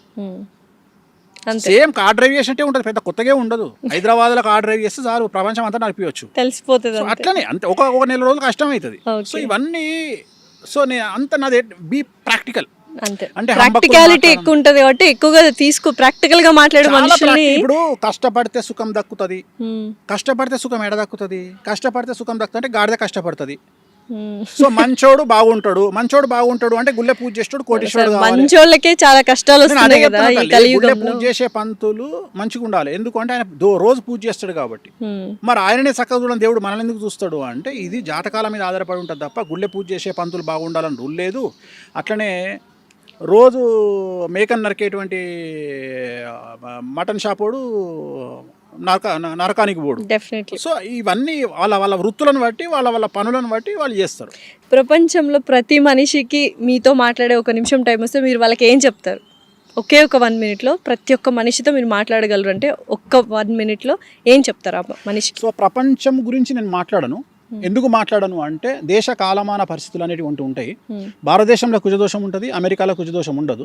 సో భారతదేశంలో డ్రగ్స్ తీసుకుంటే తంతరు, ఆమ్స్టర్డామ్లో డ్రగ్స్ తీసుకుంటే పొగుడతారు. సో అందుకని ప్రపంచం గురించి ఒకే ఆన్సర్ ప్రపంచానికి వర్తించదు. ఓన్లీ భారతదేశం గురించే చెప్తా. డబ్బుకు మించింది ఏమీ లేదు. ప్రేమలు అనుబంధాలు మంచివి అంటే వాడు దొంగనా కొడుకుని డిసైడ్ చేయండి, వాని మీద ఒక కన్నేసి పెట్టండి, వాడు ఖచ్చితంగా ఎప్పుడో మిమ్మల్ని ముంచుతాడు. సో ప్రేమలు అనుబంధాలు మంచివి అన్నోని దగ్గరికి రానియకండి. డబ్బు మాత్రమే విలువ అన్నోని రెస్పెక్ట్ ఇవ్వండి, డబ్బుకే విలువ ఇవ్వండి. ప్రపంచంలో డబ్బును మించింది ఏమీ లేదు. విమర్శలను పట్టించుకోకండి. ఒక జీవితంలో 2 జీవితాలు అనుభవించి డెత్ బెడ్ మీద ఎవడన్నా వచ్చి నీకు ఏం కోరిక ఉంది అంటే ఏం లేదురా అబ్బాయి నేను చచ్చిపోయినాక దినాలు మంచిగా చెయ్యిర్రి అని చెప్పగలిగినోడే నిజమైన మనిషి. Super, thank you so much Venu Swamy గారు. ఎన్నో విషయాలు అంటే ప్రాక్టికాలిటీకి దగ్గరున్న రియాలిటీ, హార్ష్ వర్డ్స్ అయినా నిజాలు చేదుగానే ఉంటాయి అన్నట్టు చాలా నిక్కచ్చిగా మాట్లాడారు. Thank you so much. ఓం నమో వెంకటేశాయ.